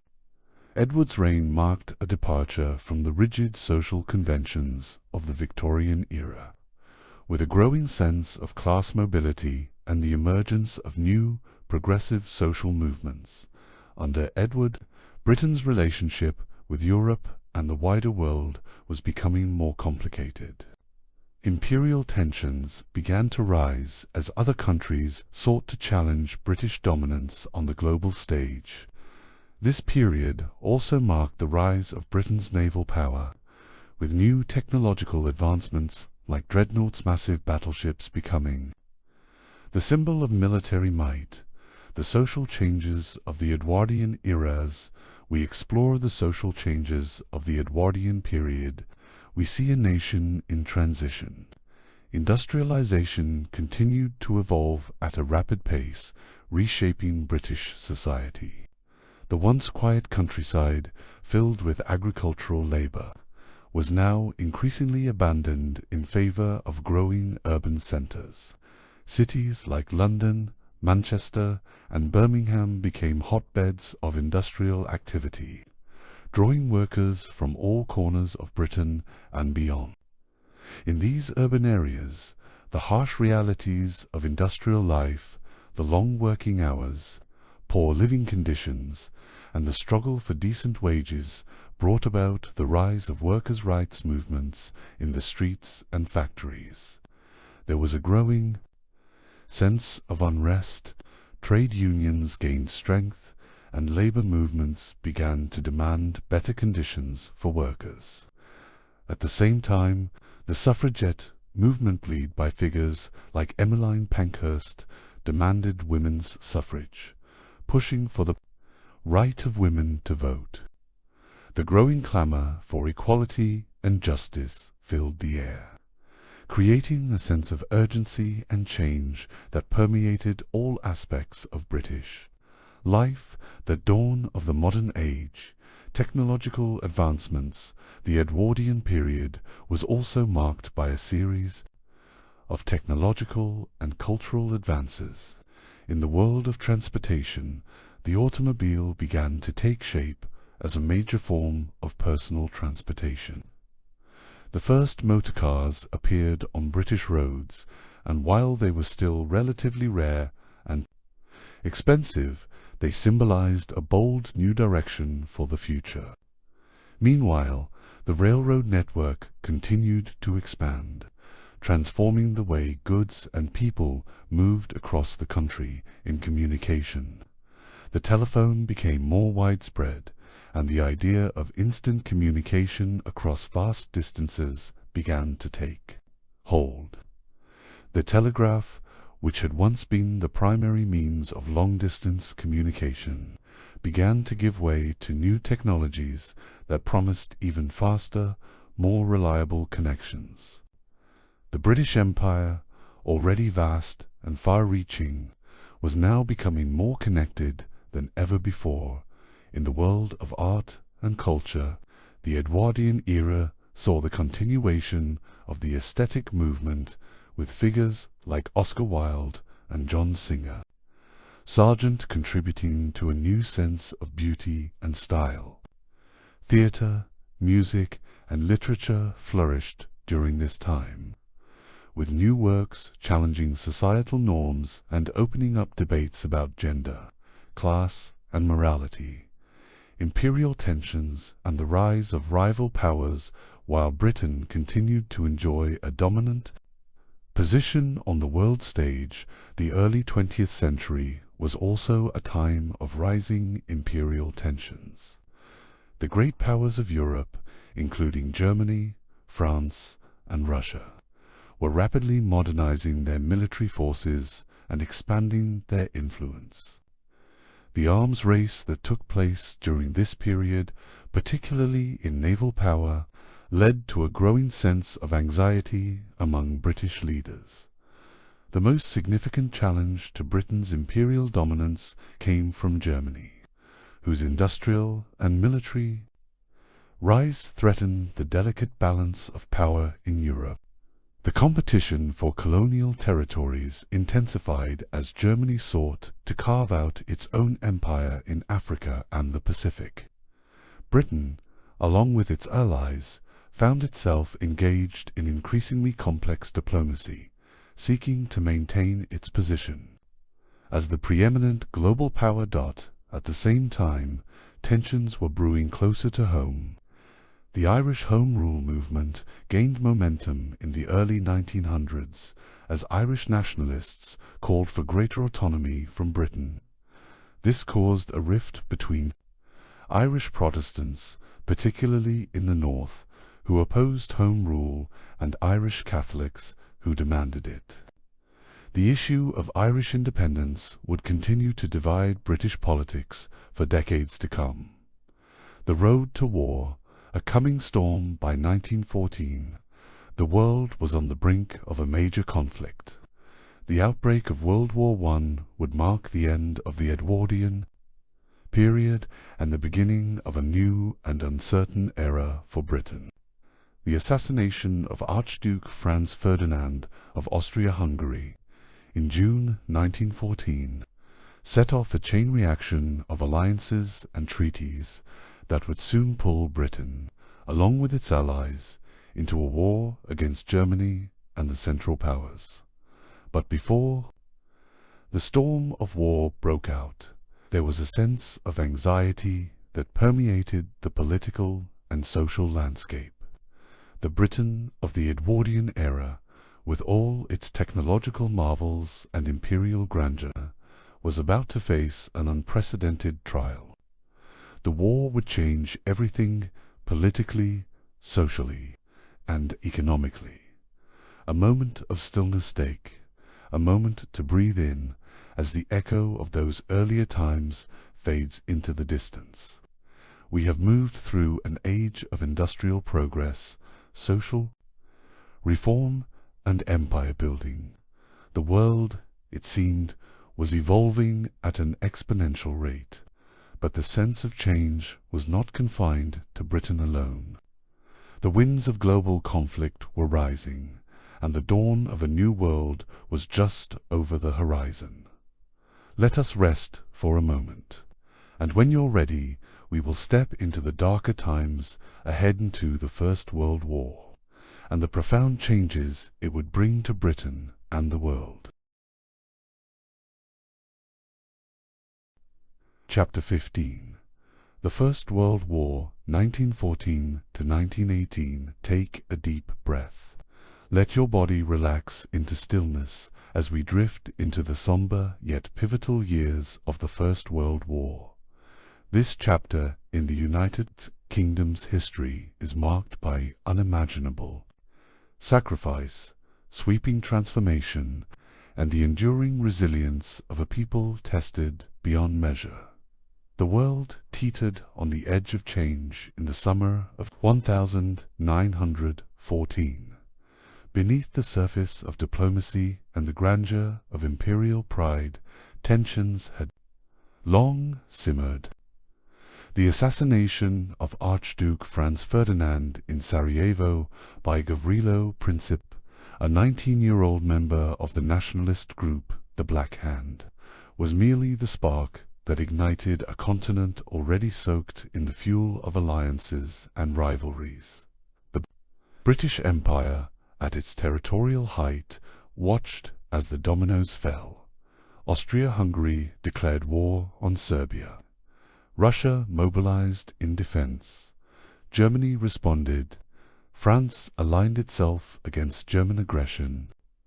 When Germany invaded neutral Belgium, violating its sovereignty, Britain, which had guaranteed Belgium's neutrality under the 1839 Treaty of London, issued an ultimatum. It was ignored. On August 4, 1914, Britain declared war on Germany. The declaration was met with a mixture of patriotic fervor and grave uncertainty. Crowds gathered outside Buckingham Palace, singing anthems and waving flags. Men enlisted in droves, some motivated by adventure, others by duty, and many swept up. In the tide of national unity, the British Expeditionary Force, BEF, a small but professional army, was swiftly deployed to France. But any dreams of a swift and noble campaign evaporated in the mud of the Western Front. The war became a static, grinding ordeal of attrition. Trenches stretched from the North Sea to the Swiss border, forming a jagged scar across the landscape. In these trenches, men lived, fought, and died in conditions that defied imagination. West's deep mud, relentless shellfire, the stench of decay, and the ever-present threat of gas attacks. The Battle of Mons, in August 1914, was the BEF's first engagement. Though the British managed a skillful retreat, the message was clear. The war would be long and arduous. As 1914 gave way to 1915, hopes for a swift resolution faded. The introduction of poison gas at the Second Battle of Ypres added a new horror. Chlorine and mustard gas crept silently over trenches, searing lungs and blinding eyes. Meanwhile, at Gallipoli, British and Anzac forces attempted to force a route through the Dardanelles to knock the Ottoman Empire out of the war. The campaign, envisioned by Winston Churchill, then First Lord of the Admiralty, ended in bloody stalemate and eventual evacuation. It was a strategic failure that cost tens of thousands of lives and damaged Churchill's career. In 1916, the war escalated further. The Battle of the Somme, launched to relieve pressure on the French at Verdun, began on July 1st. British artillery bombarded German lines for days. But when the infantry advanced, they were met with entrenched machine guns and devastating fire. Nearly 20,000 British soldiers died on the first day alone. The battle raged for months, ending in November with over 1 million casualties on both sides. The cost was staggering, the gains minimal. On the home front, the war penetrated every corner of life. The government passed the Defense of the Realm Act DORA, granting broad powers to control resources, suppress dissent, and maintain order. Food shortages led to rationing. Air raids from Zeppelins and later fixed-wing bombers brought war to British skies for the first time. Blackouts were imposed.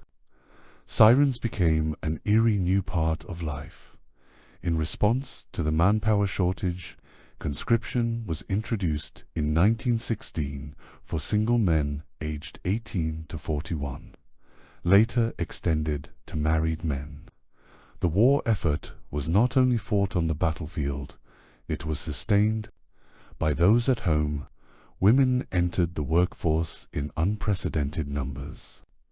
In munitions factories, as munitionettes, they worked with hazardous materials under intense pressure. Others served as nurses on the front lines or joined the Women's Land Army, ensuring agricultural production continued. From Scotland to Wales, Northern Ireland to the factories of Yorkshire and the mines of South Wales, every part of the UK contributed. Colonial troops from India, Africa, the Caribbean, and Australia fought alongside British soldiers. Their sacrifice was often overlooked, but their role was vital. As the war dragged into 1917, morale waned. Mutinies broke out among French troops. Russia descended into revolution, withdrawing from the war. Germany resumed unrestricted submarine warfare, sinking merchant ships, and drawing the United States into the conflict in April 1917. Fresh American troops tipped the balance. At sea, the Royal Navy enforced a blockade that starved Germany of critical supplies. In return, German U-boat threatened the lifeline of British imports. The Battle of Jutland, the largest naval battle of the war, was indecisive but demonstrated British dominance at sea. 1918 saw the final German offensive operation. Mikola desperate gamble to win the war before American forces could fully arrive. The Allies held and launched a counteroffensive, the 100 Days Offensive, that pushed German forces back. On November 11, 1918, at the 11th hour of the 11th day of the 11th month, the armistice was signed. Bells rang across the United Kingdom. Silence fell. After 4 long years, the war had ended. The human cost was almost beyond comprehension. 886,000 British military personnel died. Over 2 million were wounded. Entire villages lost nearly all their young men. Places like Upper Dean in Bedfordshire or Fovant in Wiltshire became symbols of quiet sacrifice. The war left deep emotional scars, shaping the nation's psyche for generations. Remembrance became ritual. Every year, on Armistice Day, silence is observed. The cenotaph in London became the national focal point of mourning. The poppy, blooming in Flanders fields, became a symbol of remembrance and hope. Let your breath slow as you reflect on those years. Hear the distant murmur of memory, the soft echo of voices long gone, and the stillness of a world reborn from conflict. We remember not only the pain, but the strength, the endurance, and the quiet heroism of those who faced the unimaginable. Let us now prepare to explore the years that followed the fragile peace, the social and economic tremors, and the path toward another global storm. Chapter 16. The interwar years, 1919 to 1939, settle in once more. Let your breathing ease into a gentle rhythm. Let the tensions of the world fall away as we continue our soft, thoughtful journey through the long arc of British history. We are entering a time of quiet upheaval, a time when the echoes of war still rang through silent streets, and when the shape of the United Kingdom and of the world was forever changed. The First World War had left the United Kingdom weary and grieving over 886,000 lives lost and millions more wounded in body or mind. Across towns and villages, memorials were erected, simple stone monuments, etched with names that would never be forgotten. Every home had been touched. Every family had borne its share of sorrow. The years immediately following the armistice were marked by a deep and complex reckoning. Veterans returned home to a country altered and uncertain. There were grand promises of a land fit for heroes, yet the reality proved far more difficult. The economy, strained to its limits by the war effort, staggered. Inflation soared. Unemployment rose. Strikes became frequent as workers demanded fair pay and better conditions. In 1919, the Treaty of Versailles was signed. Britain, alongside France and the United States, imposed harsh terms on Germany. Though victorious, the British public had mixed feelings. Some feared that the treaty was too lenient, others too severe. There was little sense of triumph. The heavy burden of responsibility in an uneasy peace. The interwar period was also a time of profound political and social transformation. In 1918, the Representation of the People Act had extended voting rights to all men over the age of 21 and for the first time to women over 30 who met certain property qualifications. A decade later, In 1928, this would be expanded further, with the Equal Franchise Act, granting women the vote on equal terms with men, a monumental step in British democracy. This time also saw the rise of a new political force, the Labour Party, formed in the early 20th century. It gained significant ground in the 1920s, culminating in the first Labour government in 1924 under Ramsay MacDonald. Though short-lived, it signalled a shift in the political landscape.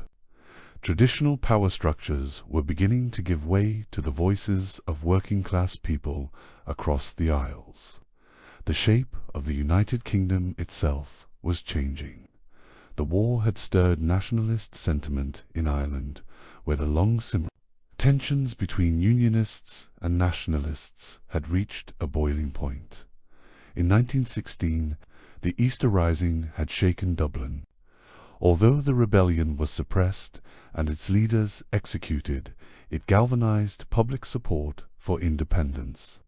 In 1919, the Irish War of Independence began. Guerrilla warfare waged between the Irish Republican Army, IRA, and British forces. Towns and countryside alike bore witness to ambushes, reprisals, and civil strife. In 1921, the Anglo-Irish Treaty was signed, creating the Irish Free Stater self-governing dominion within the British Empire. It was a momentous, though fraught, achievement. The treaty led to a bitter civil war in Ireland between pro- and anti-treaty forces. In the north, 6 counties remained part of the United Kingdom, forming Northern Ireland. The border was drawn. A new chapter had begun, one marked by both sovereignty and division. Back in Great Britain, the 1920s were a time of both innovation and struggle. The economy remained fragile. In 1926, the general strike paralyzed the country. For 9 days, millions of workers walked out in solidarity with coal miners whose wages had been slashed. Trains halted. Newspapers ceased publication. The strike ended without victory, but it left a lasting impact on labor relations despite the hardships. There were moments of light. British culture flourished in new and exciting ways. Jazz music drifted into dance halls. Cinema brought silent stars too. Glowing screens. The literary world saw the rise of Virginia Woolf, T.S. Eliot, and George Orwell, whose voices captured the anxieties and disillusionment of a generation shaped by war. Technological progress also reshaped daily life. Electricity spread to more homes. Radios became common, connecting listeners to news, music, and entertainment. In 1936, the British Broadcasting Corporation BBC launched the world's first television service, marvel of modern ingenuity. Politically, Britain grappled with the rise of extremism abroad and the spectre of global instability. The 1930s saw the rise of fascist regimes in Germany, Italy, and Spain. In Britain, Oswald Mosley's British Union of Fascists gained a small but vocal following. They marched in black uniforms, seeking to emulate Hitler's Nazis, but were met with fierce opposition, most notably at the Battle of Cable Street in 1936, when London's East End stood up and turned them away. Meanwhile, the Great Depression, triggered by the Wall Street crash of 1929, spread across the Atlantic. British exports declined. Factories shuttered. Unemployment soared to over 2.5 million. In places like Jarrow, in the northeast of England, poverty was so dire that residents marched to London in protest, the famous Jarrow March of 1936. a silent plea for dignity and work. Yet even in those bleak years, resilience endured. Community spirit, mutual aid, and quiet endurance became the heart of British identity. People grew vegetables in gardens, shared resources, and held tight to traditions that offered comfort in hard times. In Scotland, the interwar years saw continued migration from rural areas to industrial cities like Glasgow and Edinburgh, while Welsh mining communities fought for survival amid plummeting coal prices. In Northern Ireland, tensions simmered as sectarian divisions deepened, laying groundwork for future conflict. By the late 1930s, storm clouds had once again gathered on the horizon. In Germany, Adolf Hitler had risen to power. The world watched with growing alarm as he remilitarized the Rhineland, annexed Austria, and turned his gaze toward Czechoslovakia. In 1938, British Prime Minister Neville Chamberlain flew to Munich and returned with a declaration of peace for our time, having secured an agreement to appease Hitler. But it was not to last. Britain's military quietly began to rearm. Gas masks were distributed. Air raid shelters were dug. The nation braced itself, once again, for war. Let yourself breathe slowly. Feel the weight of this history not as fear, but as understanding. These decades between wars were not silent, they were filled with struggle, with change, with the dreams of peace, and the harshness of reality. Now, as we prepare to enter the next chapter, we will delve into the most destructive conflict in human history. But for now, rest in the knowledge that even in uncertainty, the spirit of the United Kingdom held firm. Chapter 17. The Second World War begins, 1939 to 1941. Breathe deeply. Let your body settle. The world we step into now is on edge, a world shadowed by ambition, regret, and fear. As the wind shifts and thunder gathers, we return to a nation once again preparing for war. The uneasy peace that followed the Great War had never truly settled. Across Europe, the wounds of the First World War festered: economic collapse, political extremism, and a rising tide of resentment. In Germany, the harsh terms of the Treaty of Versailles, hyperinflation, and humiliation had helped propel a new figure to power: Adolf Hitler. By the mid-1930s, Hitler had consolidated control over Nazi Germany and begun a program of aggressive expansion. First came the remilitarization of the Rhineland in 1936, then, in 1938, the Anschluss, the annexation of Austria. The same year, the world watched nervously as Hitler demanded control of the Sudetenland, a region of Czechoslovakia with a significant ethnic German population.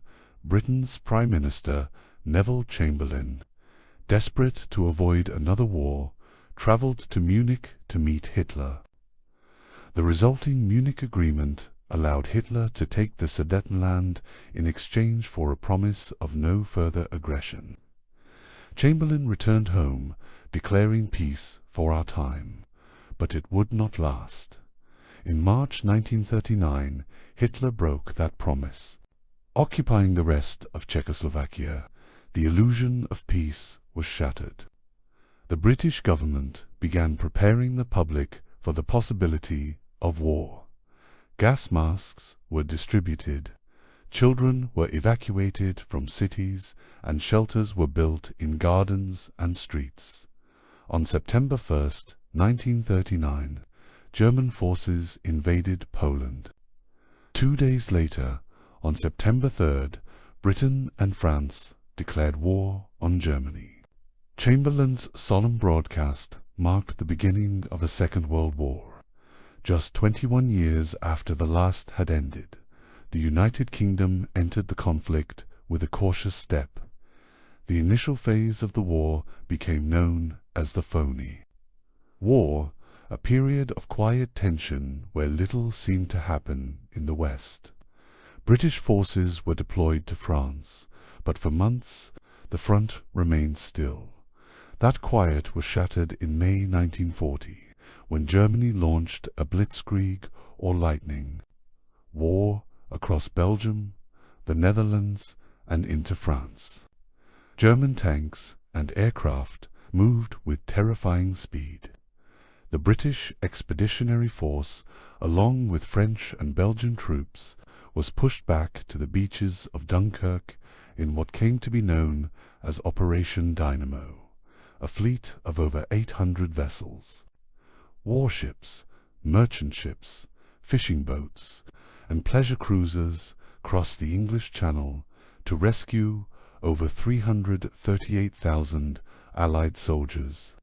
It was a miracle of survival and endurance, a moment of unity and hope in the face of despair. Churchill, now Prime Minister after Chamberlain's resignation in May 1940, addressed the nation with stirring resolve. "We shall fight on the beaches," he declared. "We shall never surrender." But the danger was far from over. In the summer of 1940, Hitler turned his attention to Britain. Operation Sea Lion, the planned German invasion, depended on achieving air superiority. Thus began the Battle of Britain. The skies above southern England lit with fire as the Royal Air Force RAF engaged the Luftwaffe in a deadly contest. British pilots, some barely out of school, took to the air in Spitfires and Hurricanes. Intercepting waves of German bombers, radar, a new technology, gave the RAF a crucial edge, detecting incoming attacks before they arrived. Never in the field of human conflict, Churchill said, was so much owed by so many to so few. The RAF held firm. By autumn, Hitler abandoned his plans to invade. But Britain's suffering had only begun. With the invasion stalled, Germany launched the Blitz, a relentless bombing campaign against British cities. Beginning on September 7, 1940, London was bombed for 57 consecutive nights. Entire neighborhoods were flattened. Fires raged. Thousands died. Other cities, Coventry, Liverpool, Birmingham, Manchester, Plymouth, Glasgow, Belfast, all came under attack. In Coventry, the November 1940 raid destroyed much of the city centre and its historic cathedral. Yet, amid the rubble, resilience took root. People emerged from Anderson shelters. Neighbours shared what they had. Life continued across the nation. The war effort touched every home. Women joined the Auxiliary Territorial Service ATS, the Women's Royal Naval Service WRNS, and the Women's Auxiliary Air Force WAAF.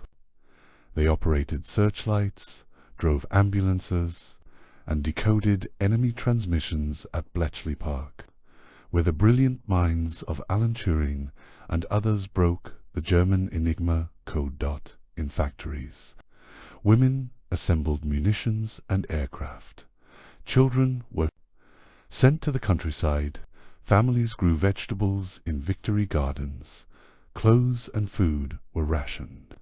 Every scrap of paper, every bit of rubber, every drop of oil was preserved for the war. The Home Guard, sometimes affectionately called Dad's Army, was formed of volunteers too old or too young for regular service.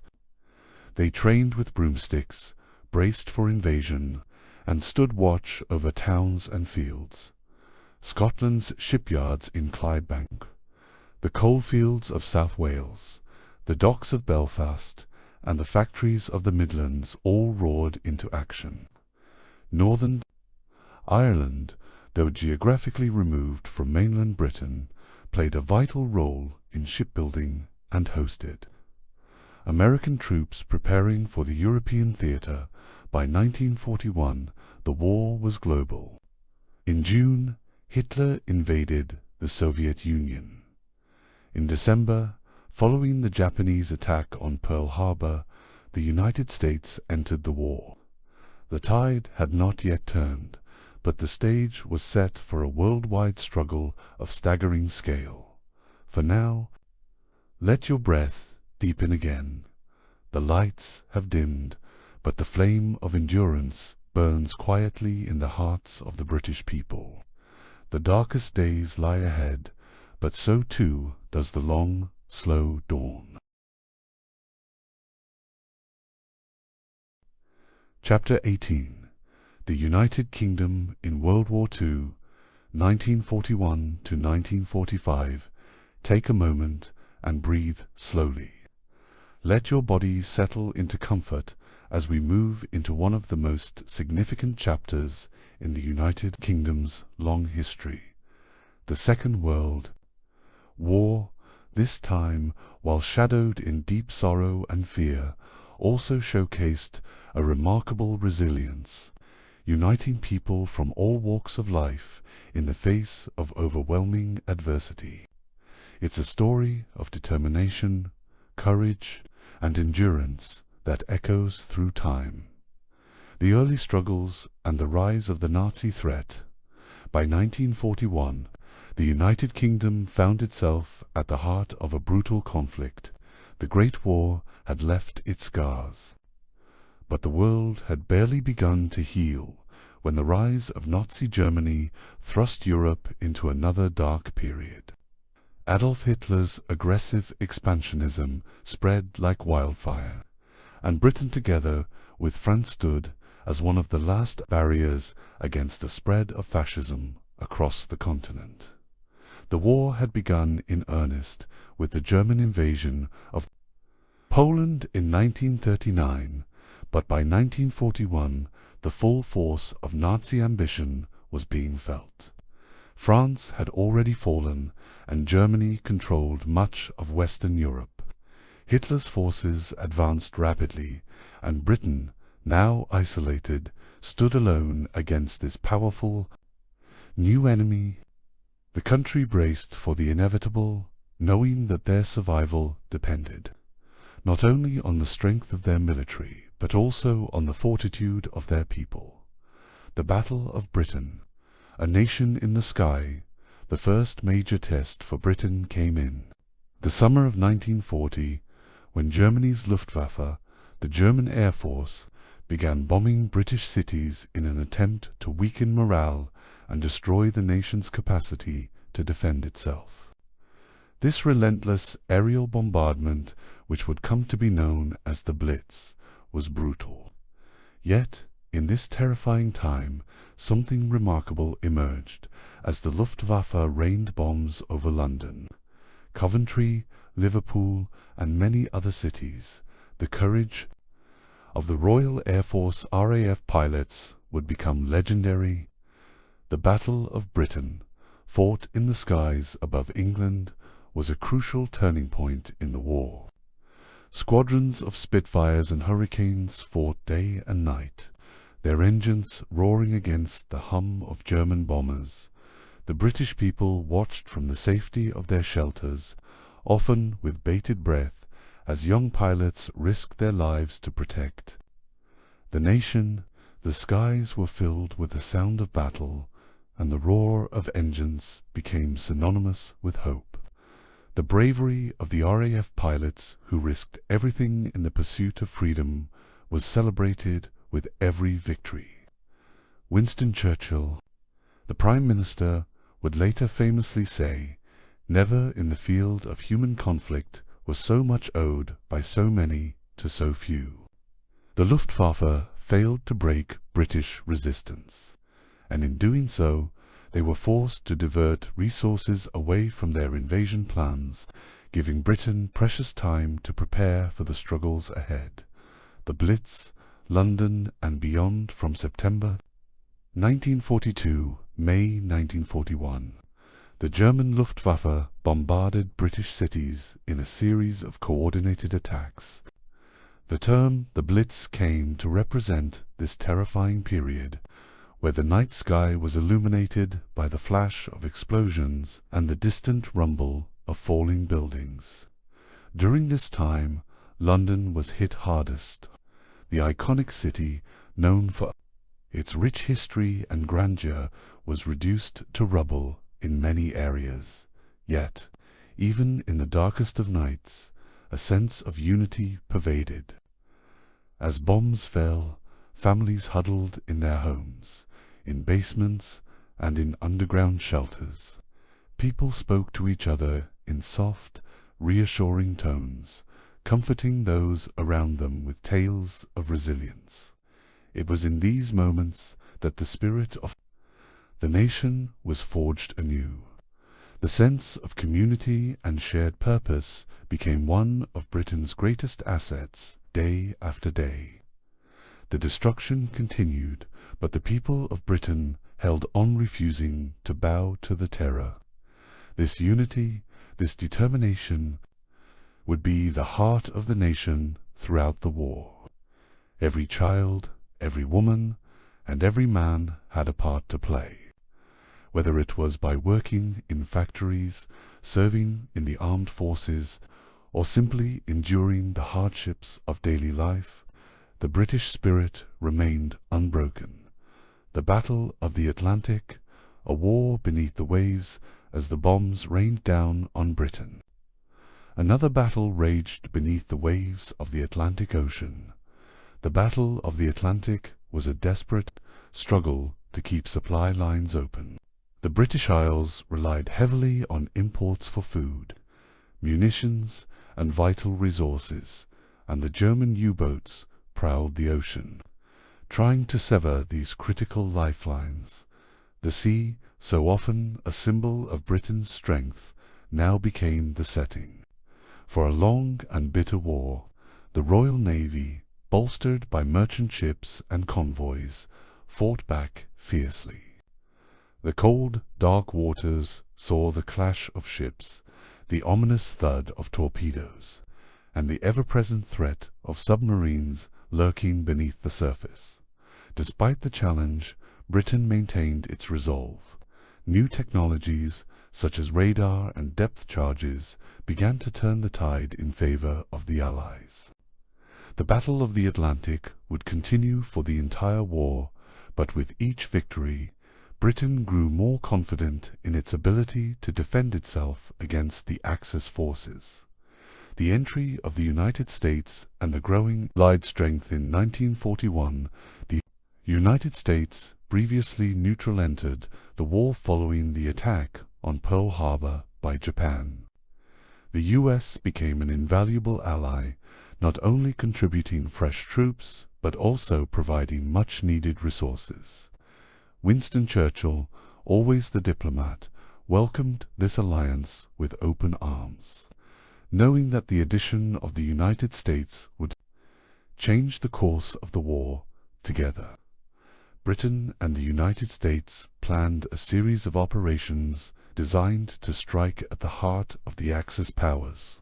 With General Dwight D. Eisenhower leading the American forces and Bernard Montgomery commanding the British forces, the two nations coordinated a series of land, air, and sea operations that would eventually lead to the liberation of Europe.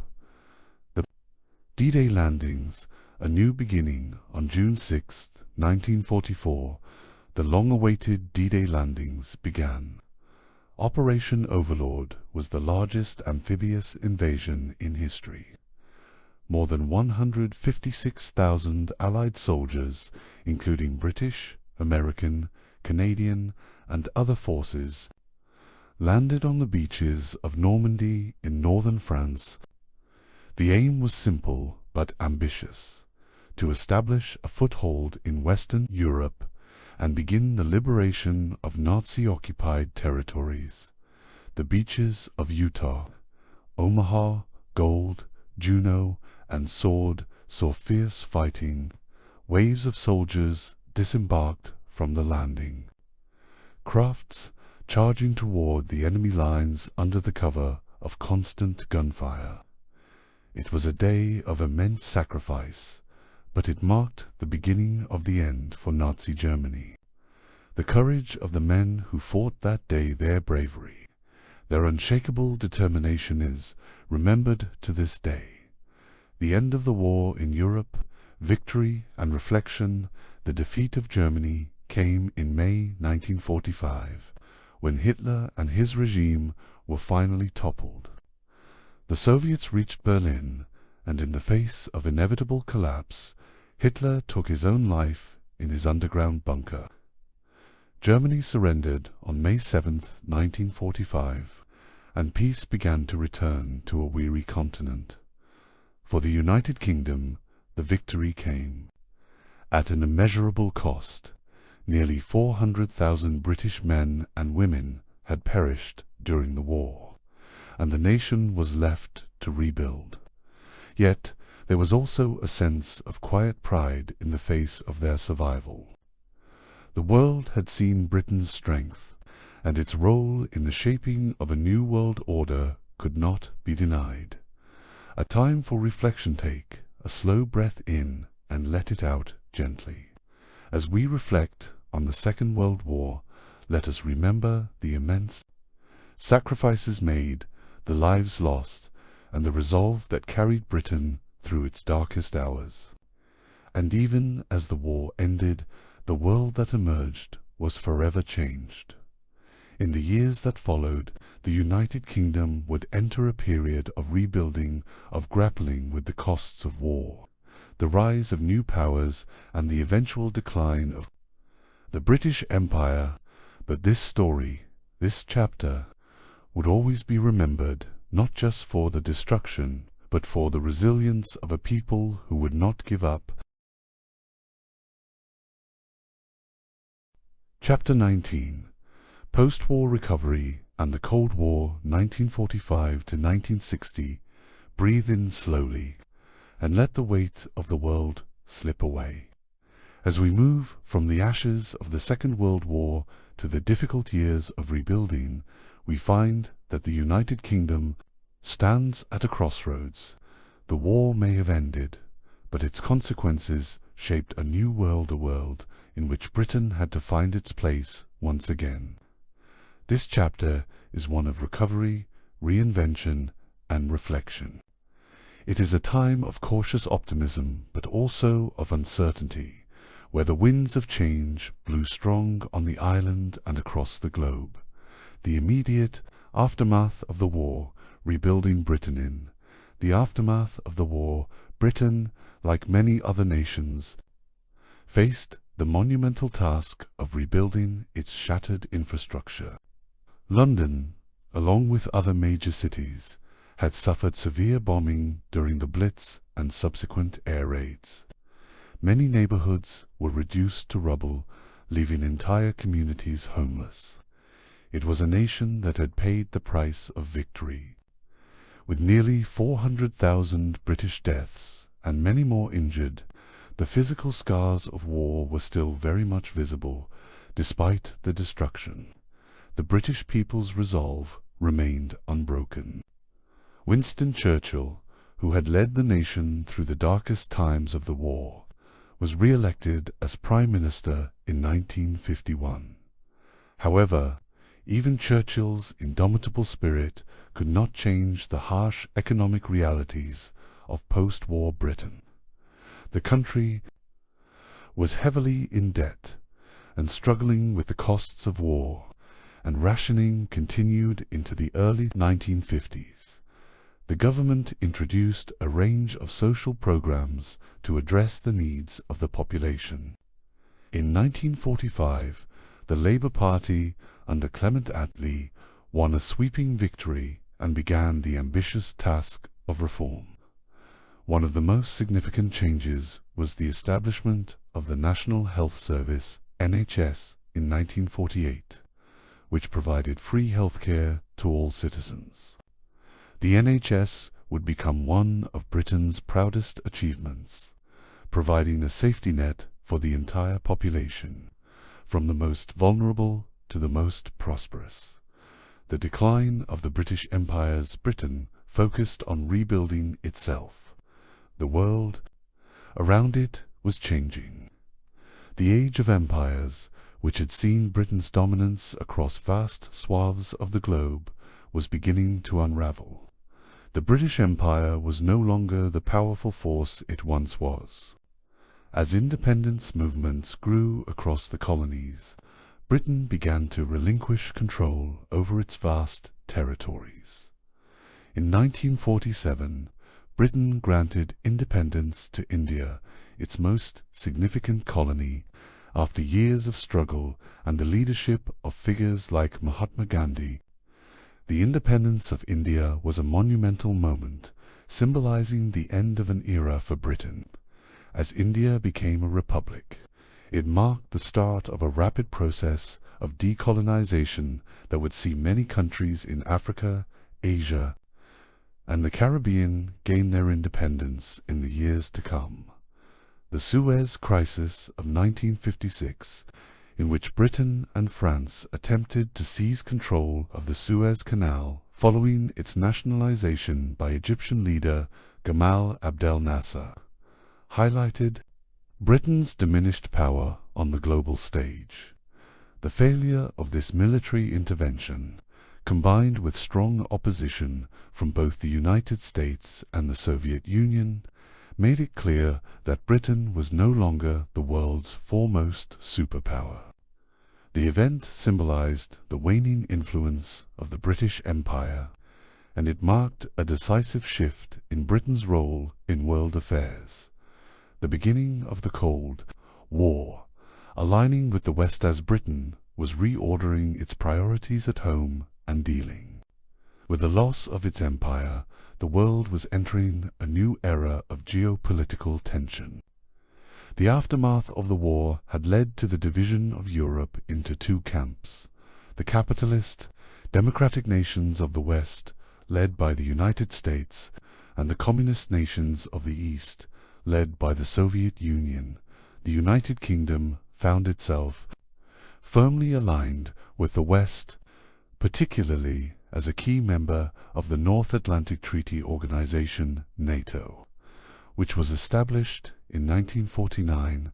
This alliance, designed to provide collective security against the Soviet threat, would be a central pillar of British foreign policy throughout the Cold War. The emergence of the Iron Curtain in Europe, dividing East and West, placed Britain at the forefront of the Western Alliance. British intelligence services worked closely with their American counterparts in the early stages of the Cold War, focusing on the Soviet threat. The Berlin airlift of 1948-1949, where British and American forces delivered essential supplies to the people of West Berlin after the Soviet blockade, was one of the first major Cold War crises in which Britain played a crucial role. Social and economic changes at home as Britain navigated its new role in the world. Domestic changes were unfolding as well. The post-war consensus saw the continued expansion of the welfare state, a commitment to social welfare, education, and health became entrenched in British politics.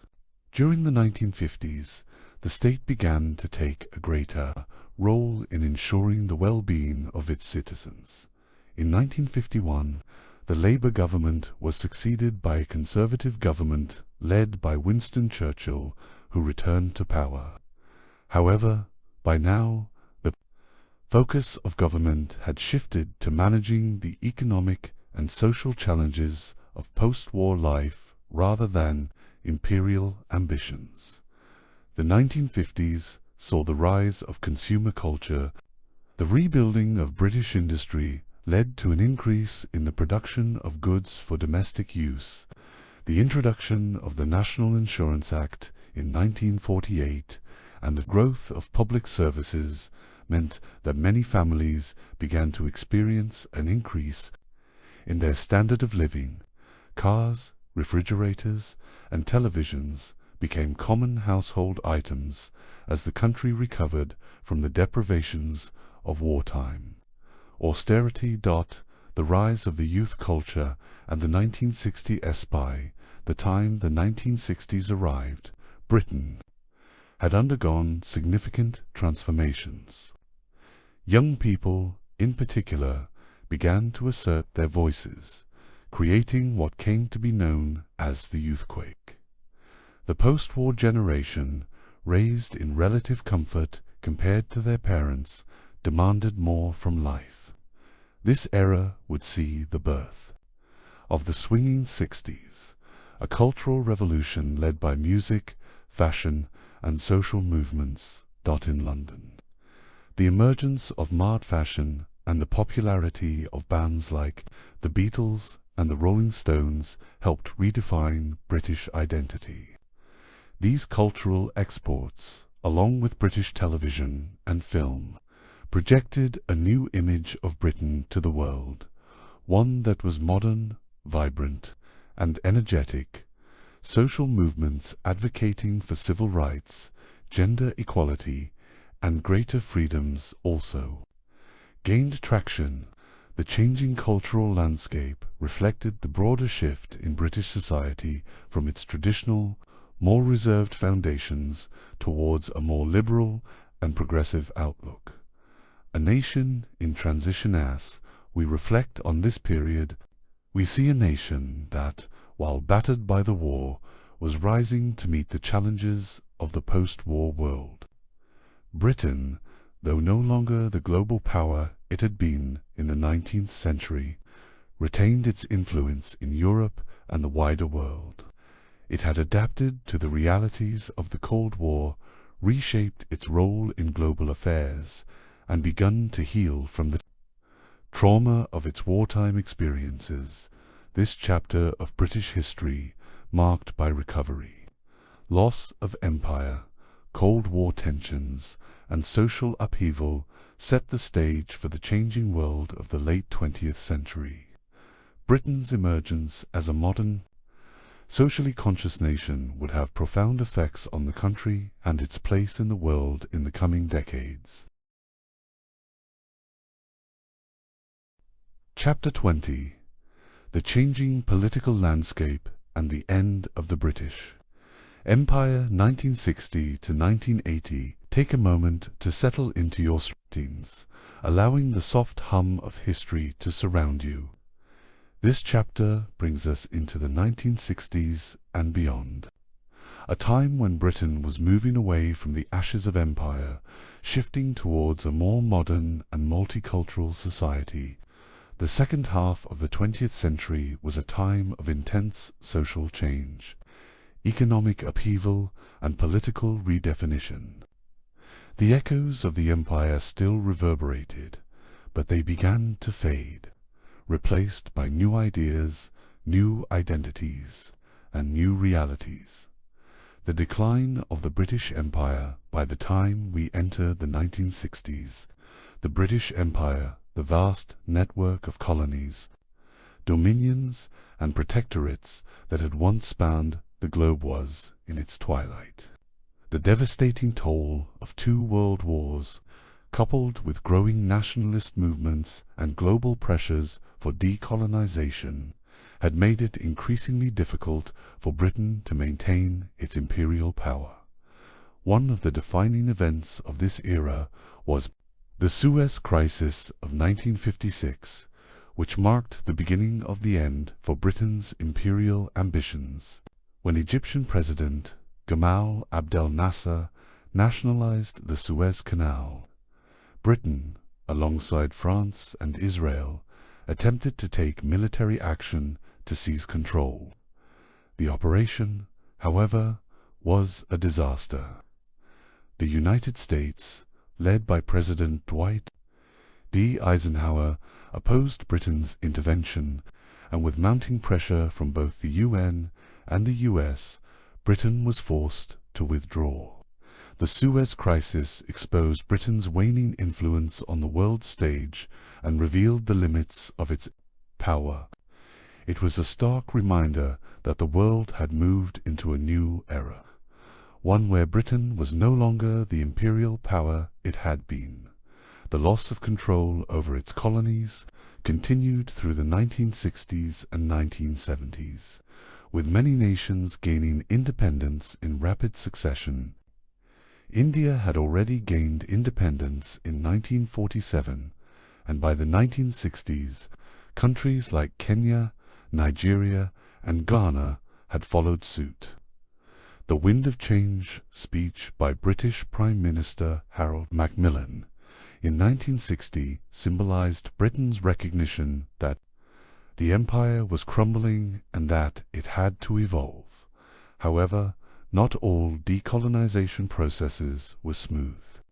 The Vietnam War, fought between communist forces supported by the Soviet Union and China, and the US-backed South Vietnamese government, would have deep and long-lasting effects on British foreign policy, especially in its former colonies.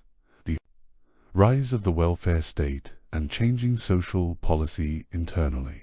Britain was undergoing a major transformation as well. The 1945 Labour government, under Clement Attlee, laid the foundation for what would become known as the British welfare state.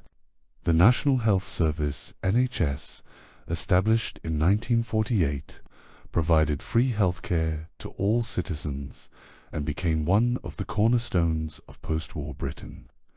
As the decades passed, welfare provisions were expanded, social services were strengthened, and more attention was paid to the education system by the 1960s.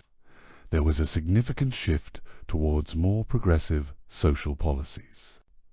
The government took steps to eliminate poverty and improve living conditions for all citizens.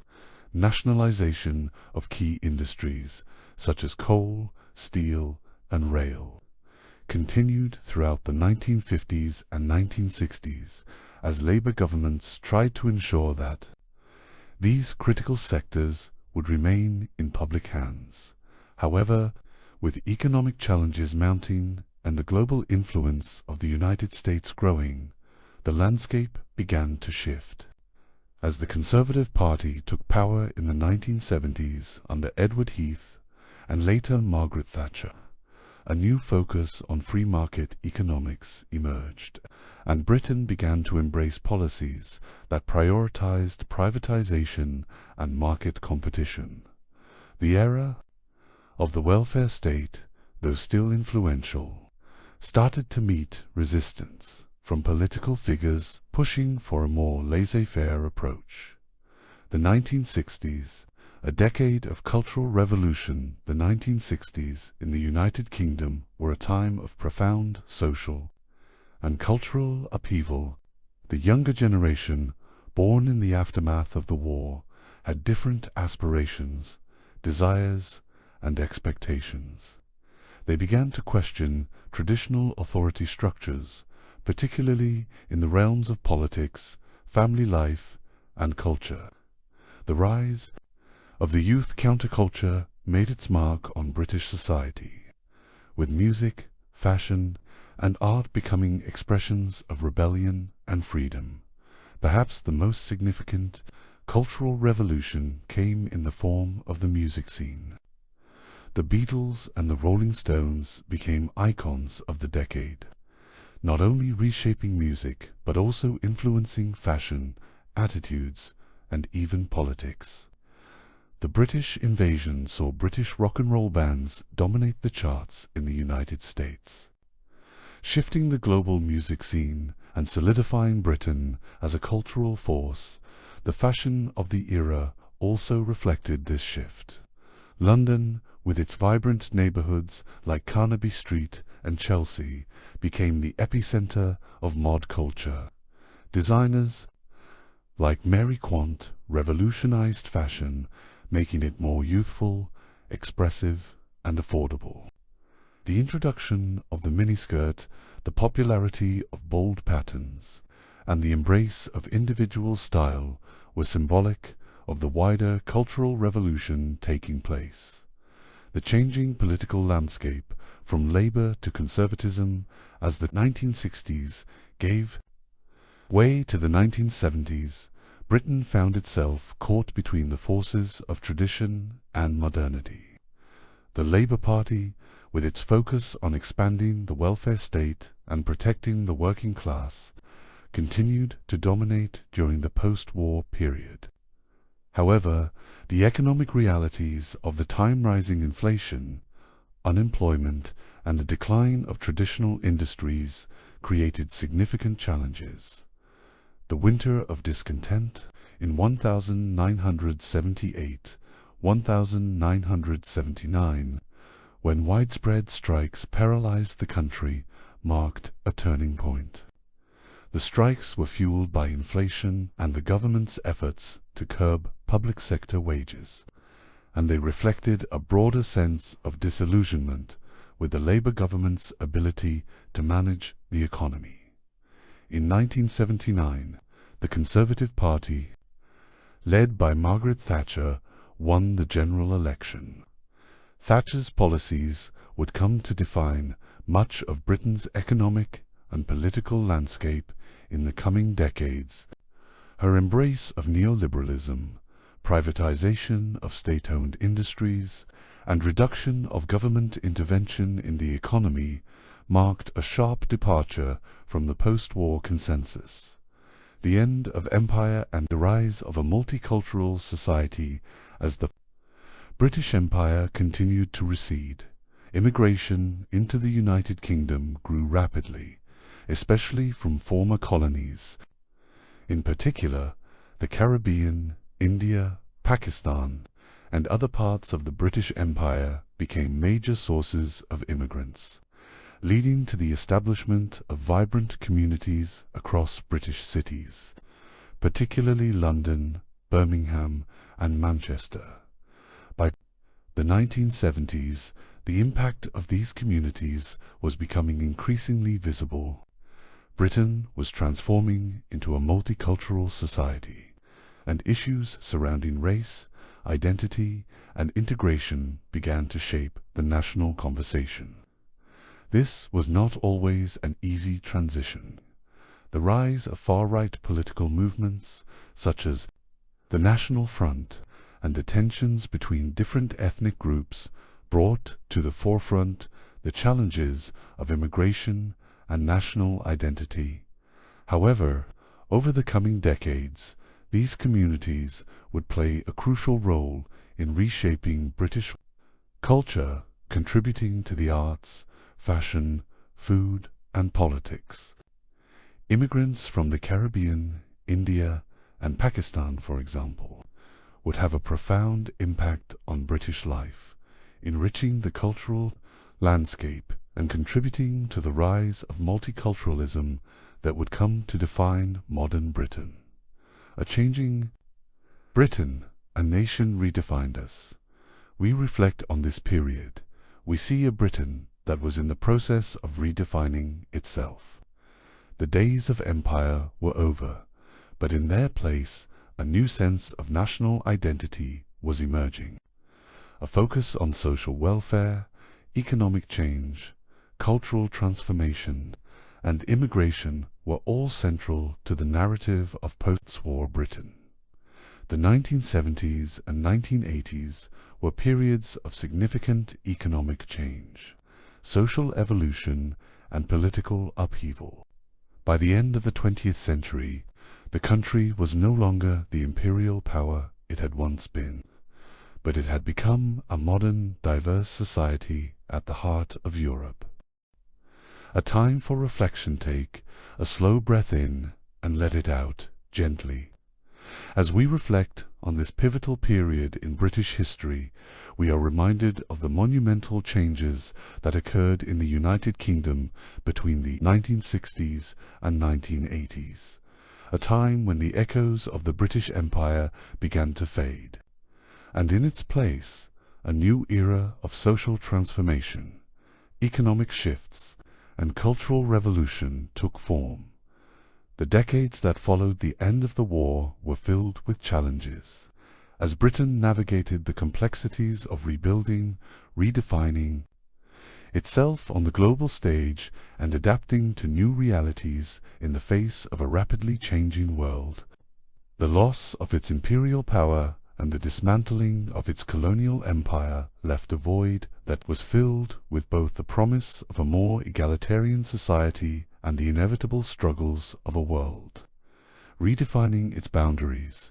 Take a moment to consider the personal stories of those who lived through this time, the everyday citizens who contributed to the country's survival, those who built the NHS, who stood in the face of economic challenges, and those whose voices shaped the cultural renaissance of the era.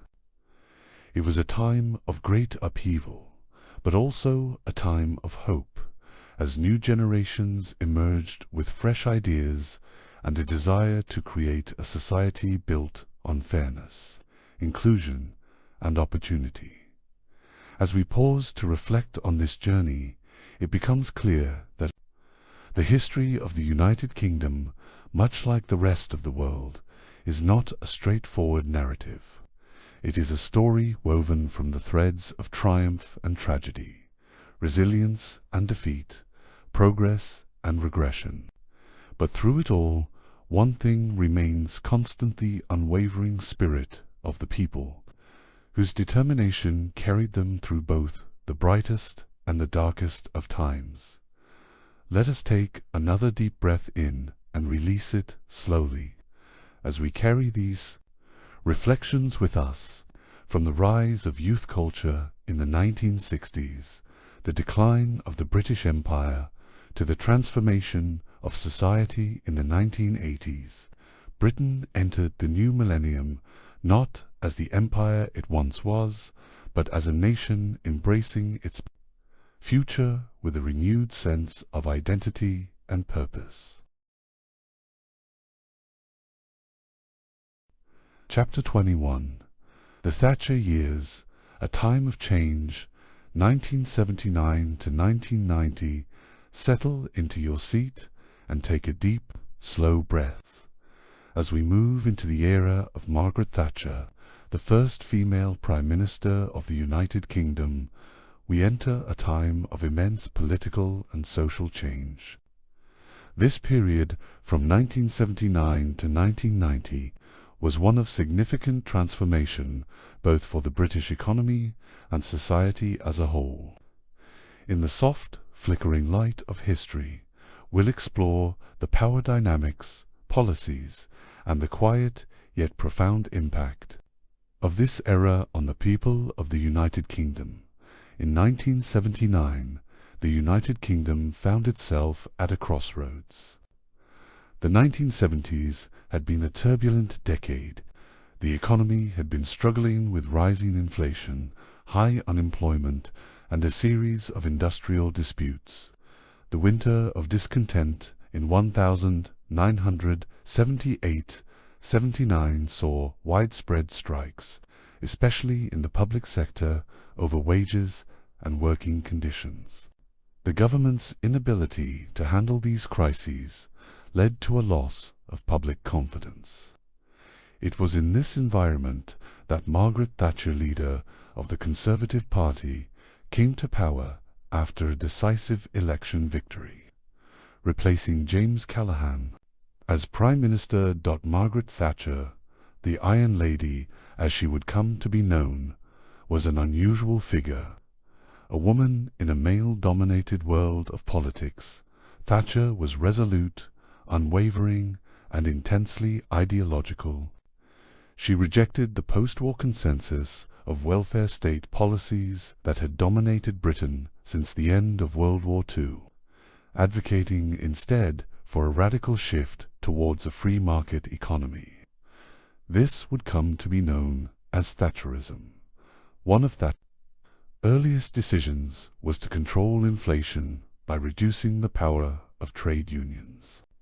She passed a series of laws aimed at curbing union power, including the Employment Act of 1980 and the Trade Union Act of 1984. She was determined to break what she saw as the stranglehold unions had over the British economy. This culminated in the miners' strike of 1984-85, a bitter and bitterly divisive conflict between the government and the National Union of Mine Workers NUM, led by Arthur. The strike, which was sparked by Thatcher's decision to close unprofitable coal mines, led to a year-long battle. The government prevailed, and the power of the unions was significantly reduced. Simultaneously, Thatcher's government introduced a series of economic policies that reshaped the British landscape. The privatization of state-owned industries such as British Gas, British Telecom, and the British Steel Corporation became a cornerstone of her agenda. Thatcher believed in reducing the role of the state in the economy, advocating for individual responsibility and the empowerment of the private sector. This market-oriented approach was embraced by many, but it also left deep divisions in British society. On one hand, privatization fueled economic growth and allowed for a flourishing of consumer choice and competition. On the other hand, it led to widespread job losses, particularly in traditional industries like coal mining, steel, and manufacturing, which were hit hard by the policy of deindustrialization. Entire communities, especially in the north of England, South Wales, and Scotland, saw their industrial base dismantled, leading to long-term economic challenges and social unrest. Thatcher also introduced tax cuts, particularly benefiting higher earners, and sought to curb public spending, cutting back on public services. In doing so, she hoped to reduce the size of the state and encourage individual enterprise. These policies were controversial but led to a period of strong economic growth in the 1980s, with the GDP expanding and the country becoming one of the world's leading financial centers. London, in particular, became a global hub of finance and commerce, with the city's economy thriving amid deregulation. But while economic growth surged, inequality also deepened. The wealth gap between the rich and poor widened significantly, leading to increased tensions.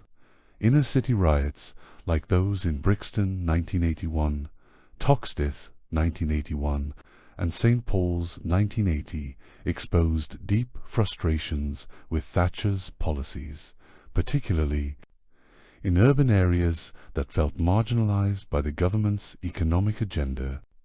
In these riots, communities expressed their anger over unemployment, poverty, and police brutality.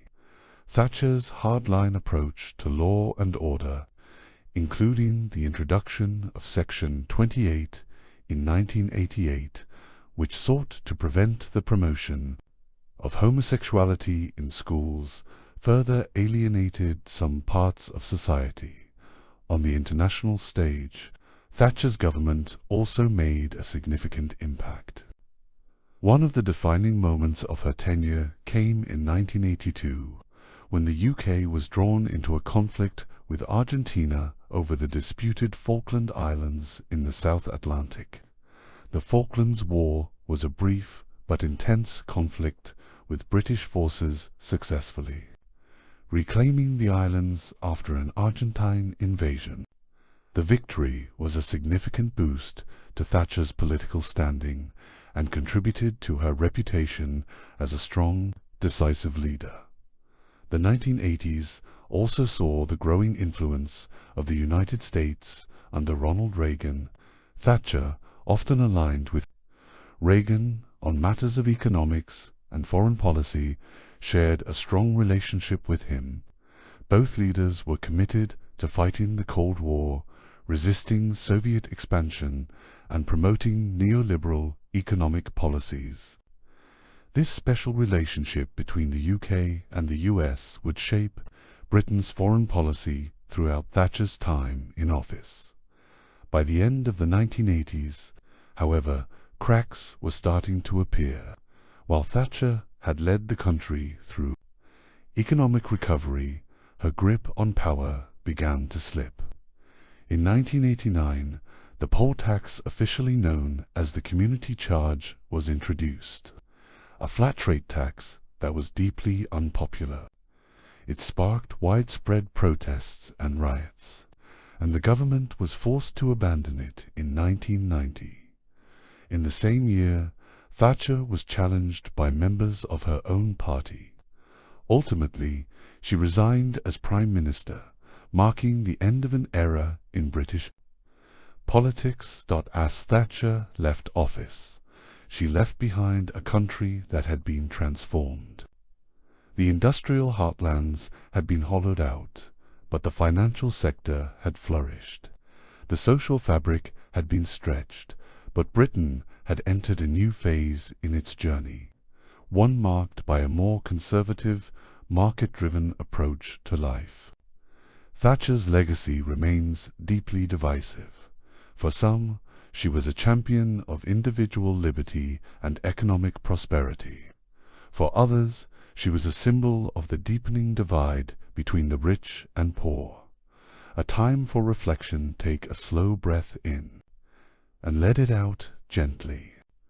As we reflect on the Thatcher years, let us remember the immense challenges faced, the decisions made, and the people whose lives were shaped by these turbulent times, from the rise of a woman who would become one of the most influential figures in British history to the social upheavals and economic changes that defined the era. The legacy of the Thatcher years is complex, multifaceted, and still felt today. In the years that followed, the United Kingdom would face even greater changes, leading toward the dawn of the 21st century. The story, as always, continues, ever unfolding with new chapters of triumphs, struggles, and transitions. Chapter 22: The 1990s and the New Labour Era. 1990 to 2007. Let your body settle, your breath slow, and your mind relax as we enter a period of renewal, reinvention, and political transformation. As the 1990s dawned, the United Kingdom stood at a crossroads, facing the end of one era and the beginning of another. The nation had witnessed profound changes in the preceding decades. The Conservative government had governed for nearly 2 decades, and it was clear that a shift was underway in the wake of the Thatcher era. The UK found itself caught between tradition and modernity, grappling with its identity on the world stage, its place within Europe, and its internal political landscape. This chapter will explore the final years of Conservative dominance, the rise of a new Labour government, and the seismic shifts that occurred in British society during this time. The end of an era, the major government, 1990 to 1997. In 1990, after over a decade of Margaret Thatcher's unwavering rule, the United Kingdom found itself in need of a new direction.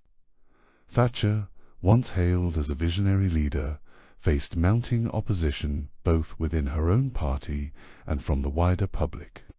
Her controversial economic policies, the poll tax, and continued support for free market ideologies left the nation divided.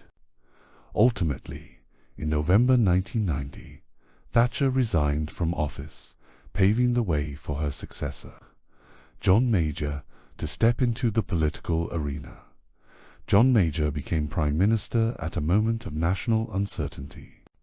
His early days in office were marked by efforts to maintain Thatcher's policies while trying to restore unity within the Conservative Party. Major was seen as a more moderate figure in contrast to the combative Thatcher, and many hoped that he could bring stability after the turbulence of the 1980s. However, the landscape had already shifted, and Major's government would face significant challenges that would prove too great to overcome. During Major's tenure, one of the defining issues was the UK's relationship with the European Union. In 1992, the Maastricht Treaty was signed, establishing the European Union and leading to the creation of the euro. Major, along with many in his party, was in favour of closer European integration, but this stance caused deep rifts within the Conservative Party. A significant faction of Conservative MPs and party members, particularly the Eurosceptics, were vehemently opposed to the EU's increasing power. This internal division severely weakened Major's government, and it became clear that the party's dominance was eroding beyond Europe. The United Kingdom faced several economic crises during Major's tenure. The economy was turbulent, experiencing periods of recession, inflation, and stagnation. In 1992, the UK was forced to exit the European Exchange Rate Mechanism, after the pound came under pressure during a period of financial instability. This humiliating episode, known as Black Wednesday, was a defining moment for Major and the Conservative Party, reinforcing perceptions of economic mismanagement. On the social front, Major's government struggled to address the pressing issues facing the country. The National Health Service (NHS), a cornerstone of British society, was under strain, with rising demand for services and concerns over funding. The Northern Ireland conflict, the troubles which had been ongoing for decades, saw some of its worst violence during this period. Despite efforts to negotiate peace, the situation in Northern Ireland remained volatile, and the government struggled to bring lasting resolution. By the mid-1990s, it was apparent that the Conservative government was out of touch with the mood of the nation. The public had grown weary of the years of Conservative rule, and Major's government seemed increasingly isolated and ineffective. The party's internal divisions, coupled with scandals such as cash-for questions, undermined public trust. It was time for a change. The rise of New Labour, Tony Blair and the Third Way, 1997 to 2007. In 1997, after 18 years of Conservative rule, the United Kingdom turned to the Labour Party for a new direction. Tony Blair, the charismatic and youthful leader of Labour, had redefined his party's image, successfully steering it away from its traditional socialist roots and towards a more centrist, pro-market platform. This new approach was branded as the Third Way, a middle path between free market capitalism and traditional socialist ideals. Blair's vision for the country was one of modernization, equality, and social justice. Blair, who was just 43 years old at the time of his election, promised to build a modern Britain. His message of optimism, reform, and hope resonated deeply with the public. He won a landslide victory, securing 419 seats in the House of Commons, the largest Labour victory in history. The Conservative Party, led by John Major, suffered a humiliating defeat, winning only 165 seats. Blair's government focused on a series of transformative policies that would reshape the social and political fabric of the UK. One of the most significant achievements of the Blair administration was devolution, the transfer of powers from Westminster to Scotland, Wales, and Northern Ireland.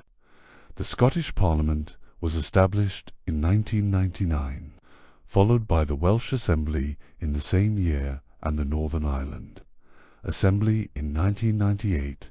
These moves were seen as a significant step towards decentralization, giving the constituent nations of the UK more control over their own affairs. The long-standing issue of Irish nationalism was also addressed with the Good Friday Agreement in 1998, which brought an uneasy peace to Northern Ireland after decades of conflict. Blair also tackled social issues, focusing heavily on improving education and healthcare. The introduction of the minimum wage in 1999, the National Health Service (NHS) reforms, and investments in public education were central to Blair's vision of a fairer society. Under Blair, the economy grew steadily and the UK experienced a period of relative prosperity. Unemployment was low and living standards were rising. Blair's government presided over an era of economic growth, bringing the UK to a place of stability and progress. Despite these successes, Blair's government was far from free of controversy. The most significant of these was his support for the United States in the lead-up to the Iraq War in 2003.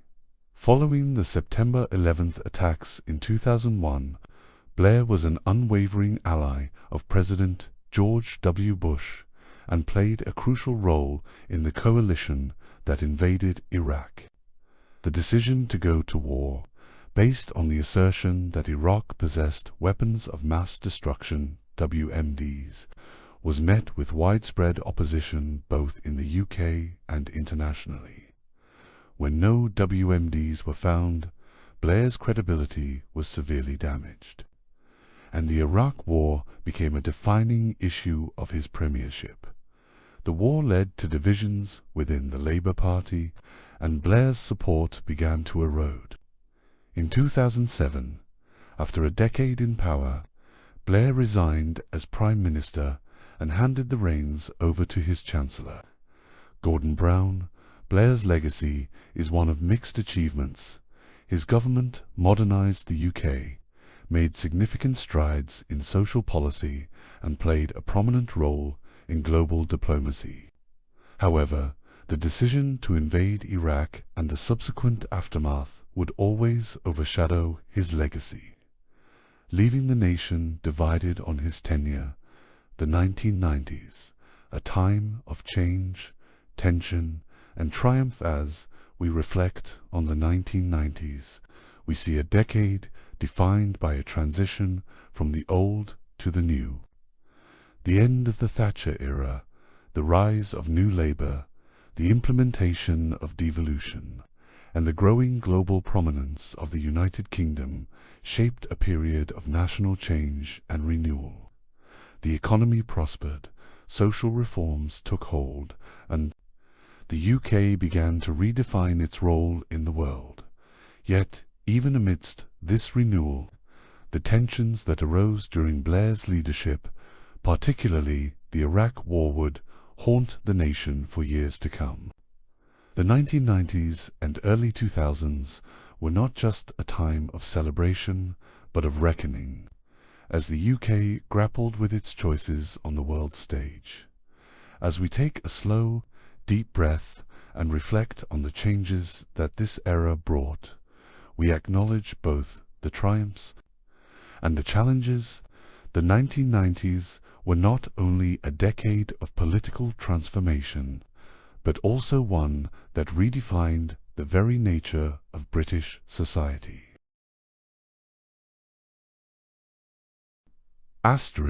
Chapter 23, The 2000s, From New Labour to Global Financial Crisis, 2007 to 2009.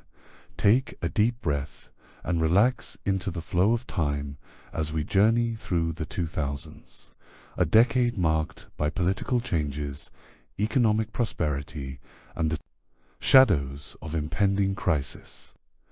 The United Kingdom having moved past the tension of the 1990s, faced new challenges and opportunities. After the resignation of Tony Blair in 2007, the leadership passed to his longtime Chancellor, Gordon Brown.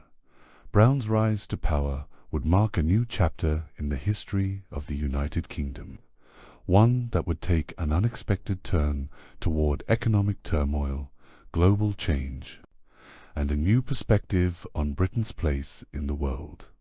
The rise of Gordon Brown, 2007 to 2010. In 2007, after a decade of Tony Blair's leadership, the Labour Party turned to Gordon Brown, who had long been seen as the power behind the scenes. As Chancellor of the Exchequer, Brown had played a pivotal role in steering the UK through economic growth, and he was widely credited with stabilising the country's finances during his time in office. Now, as Prime Minister, Brown inherited the mantle of leadership during a time of great expectation. However, Brown's premiership would be marked by turbulence and challenges, and the expectations that accompanied his rise were quickly tempered by the reality of an uncertain future. When Brown took office, the country was experiencing a period of relative economic prosperity. Unemployment was low, inflation was stable, and Britain had enjoyed several years of growth. Under Brown's leadership, the government pushed forward with policies aimed at improving public services, such as further investments in healthcare and education. The National Health Service, NHS, a key pillar of British society, was strengthened, and school standards saw improvement. But as the year 2007 turned to 2008, darker clouds began to gather on the horizon. Brown's government, having championed financial stability, now found itself at the centre of a global storm. The global financial crisis 2008. In 2008, the United Kingdom, and indeed the world, was thrust into the greatest economic crisis since the Great Depression. The global financial system, which had been built on risky investments, housing bubbles, and unregulated financial products, began to collapse. The collapse of Lehman Brothers, a major American investment bank, in September of 2008, triggered a series of shocks that sent ripples through the global economy. Financial markets tumbled, and banks across the world were in danger of failing. The effects were felt in Britain almost immediately. The stock market plummeted, house prices collapsed, and businesses began to close their doors. Uncertainty gripped the nation as it seemed that no corner of the economy was untouched by the crisis. In the face of this unprecedented crisis, Gordon Brown's government took bold action to protect the British economy. The government intervened in the banking sector, nationalising struggling banks like Northern Rock, RBS, and Lloyds, to prevent a full-scale collapse of the financial system. The Bank of England slashed interest rates in an attempt to stimulate the economy, and the government implemented a multi-billion-pound bailout package to stabilise the banks and restore confidence. Brown's actions were praised internationally, and he was credited with preventing a total financial meltdown. Yet, despite the immediate relief efforts, the effects of the financial crisis would be felt for years to come. The UK slipped into a recession, and millions of Britons found themselves facing job losses, housing foreclosures, and the uncertainty of an economic recovery that seemed distant. The impact on British society and politics. The aftermath of the financial crisis left deep scars on British society. Public trust in the government, particularly in financial institutions and politicians, was severely eroded. The political ramifications were profound. Labour's traditional image as the party of the people was increasingly questioned as critics pointed to the role of financial deregulation during the Blair years and the government's perceived failure to prevent the crisis. While Gordon Brown worked tirelessly to navigate the country through the economic storm, his leadership was increasingly challenged. Opposition leader David Cameron and the Conservative Party capitalized on the discontent surrounding Labour's handling of the economy. Cameron, advocating for fiscal conservatism and austerity, gained traction as the financial crisis unfolded, promising to balance the books and return the economy to growth. As the financial crisis deepened and public services came under pressure, Labour's grip on power began to weaken. In 2010, Brown's government was defeated in the general election by the Conservative Party, and David Cameron became the new Prime Minister. The end of Brown's leadership marked the end of a particular era of New Labour, and the start of a new chapter of political transformation, that social change and the rise of austerity. The financial crisis overshadowed much of the political landscape. The 2000s also witnessed significant social changes across the UK. The London 2012 Olympics were awarded to Britain in 2005, symbolizing a new era of national pride and international cooperation. The successful hosting of the Games provided a moment of unity and celebration for a nation battered by economic hardship.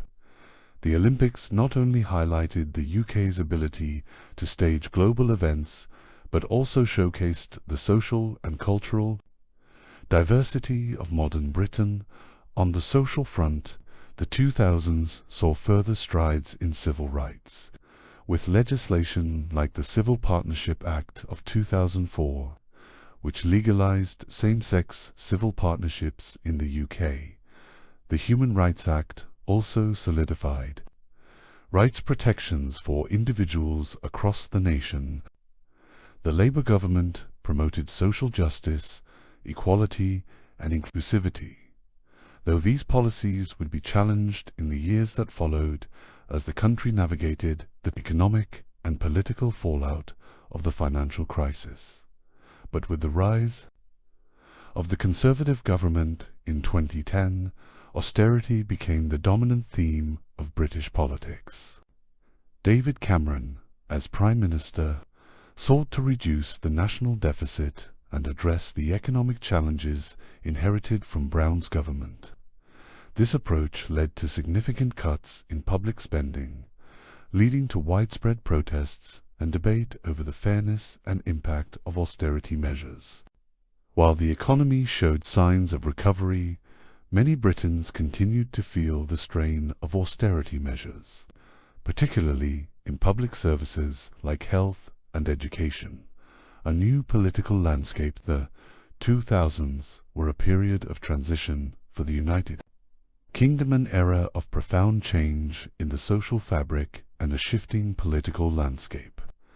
The period witnessed the decline of traditional Labour policies, the rise of a new era under Gordon Brown, and the economic fallout from the global financial crisis. While the UK successfully navigated the immediate challenges posed by the crisis, the long-term effects were felt in political debates and in the lives of ordinary citizens. As we breathe deeply, let's take a moment to reflect on this period defined by both promise and hardship, prosperity and loss. It's a time when the UK faced its greatest test in recent history and found a path toward recovery. But, as we will see in the next part, the journey was far from over. Chapter 24. The 2010s, Austerity, Brexit, and the changing landscape 2010 to 2019. Take a slow, deep breath. Let it fill your lungs, and gently exhale, As the decade of the 2010s unfolds, we find ourselves in the midst of profound shifts in the United Kingdom, both politically and socially. The choices made during these years were ones that would leave deep, lasting marks on the nation's identity, economy, and its place in the world. The dawn of austerity, 2010 to 2015, the beginning of the 2010s, saw the UK struggling to recover from the economic devastation of the global financial crisis of 2008. The effects of this crash reverberated throughout the country, touching nearly every aspect of British life. Rising unemployment, a shrinking economy, and public debt on an unimaginable scale put immense pressure on the government of Gordon Brown, who was in power when the crisis began. In 2010, the British electorate went to the polls for a general election. The result was a hung parliament, a political landscape unfamiliar to the UK. The Conservative Party, led by David Cameron, won the most seats, but not enough to form a government on their own. This led to the first coalition government in the UK since the Second World War, as the Conservatives formed a partnership with the Liberal Democrats, led by Nick Clegg. Cameron became Prime Minister, and Clegg served as Deputy Prime Minister. From the outset, Cameron's government was faced with the daunting task of addressing the economic crisis. In an effort to restore fiscal stability, they implemented a series of austerity measures designed to reduce the country's budget deficit. This meant cuts to public services, welfare, and benefits. Schools, hospitals, and social services saw reductions in funding, and local governments struggled to balance their budgets. Social housing projects were frozen, and public sector pay was frozen for many workers. While Cameron and his Chancellor of the Exchequer, George Osborne, argued that austerity was necessary to balance the books and return Britain to growth, critics believed these cuts disproportionately affected the most vulnerable members of society. The poorest were hit hardest, with cuts to housing benefits, child tax credits, and unemployment benefits. There was a growing sense of division within society. Many people felt the effects of the austerity policies directly, while others, particularly those in the wealthiest echelons, seemed untouched by the economic hardships. In response to these policies, protests erupted across the UK. Trade unions organized marches, while grassroots movements like UK Uncut gained traction, calling attention to the growing inequality between the rich and the poor. The public began to feel that the burden of the financial crisis was being placed on the shoulders of ordinary citizens, while the banking institutions responsible for the crisis appeared to escape scrutiny. Throughout the first half of the decade, the austerity policies remained a defining characteristic of British political life. The UK, once a symbol of a thriving post-industrial society, was now in the grips of economic retrenchment. But despite the economic pain, the government persisted, arguing that these tough decisions would eventually lead to recovery. Brexit, the referendum and its reverberations 2016, however, the austerity measures were not the only major political development of the decade. As the 2010s progressed, a new and explosive issue began to dominate the political agenda. Brexit, the potential exit of the UK from the European Union. For decades, debates over the UK's membership in the EU had simmered in the background of British politics. The UK had joined the European Economic Community (EEC) in 1973 under Prime Minister Edward Heath, but its relationship with the EU had always been contentious.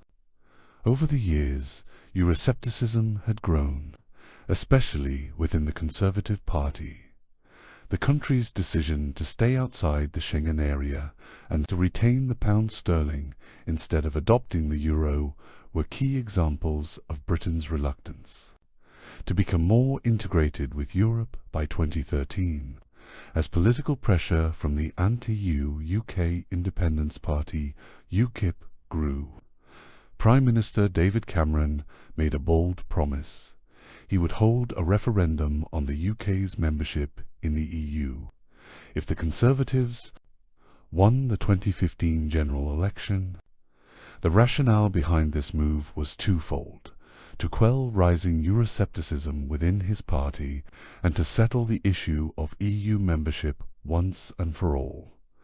In the 2015 general election, the Conservative Party won a majority, and Cameron was able to follow through on his promise.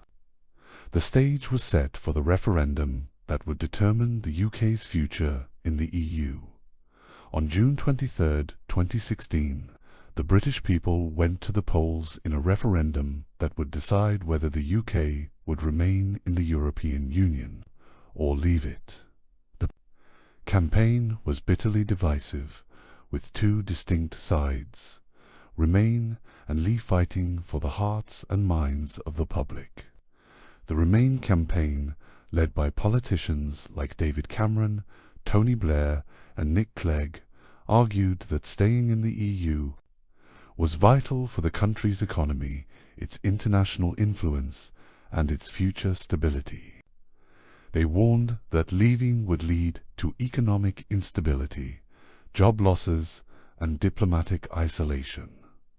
On the other side, the Leave campaign, spearheaded by figures such as Boris Johnson, Michael Gove, and Nigel Farage, argued that the UK's future lay outside the EU, with greater control over its laws, borders, and trade policies.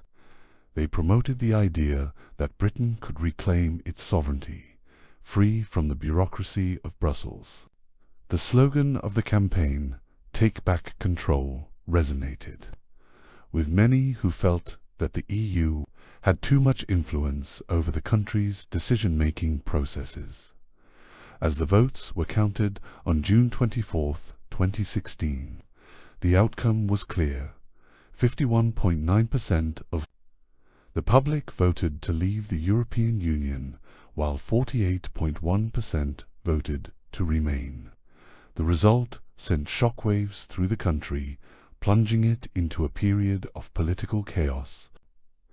David Cameron resigned as Prime Minister, unable to carry out the will of the people.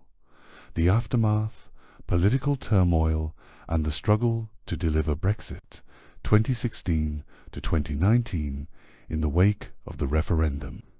The UK found itself in a state of political paralysis. The result had revealed deep divisions within society.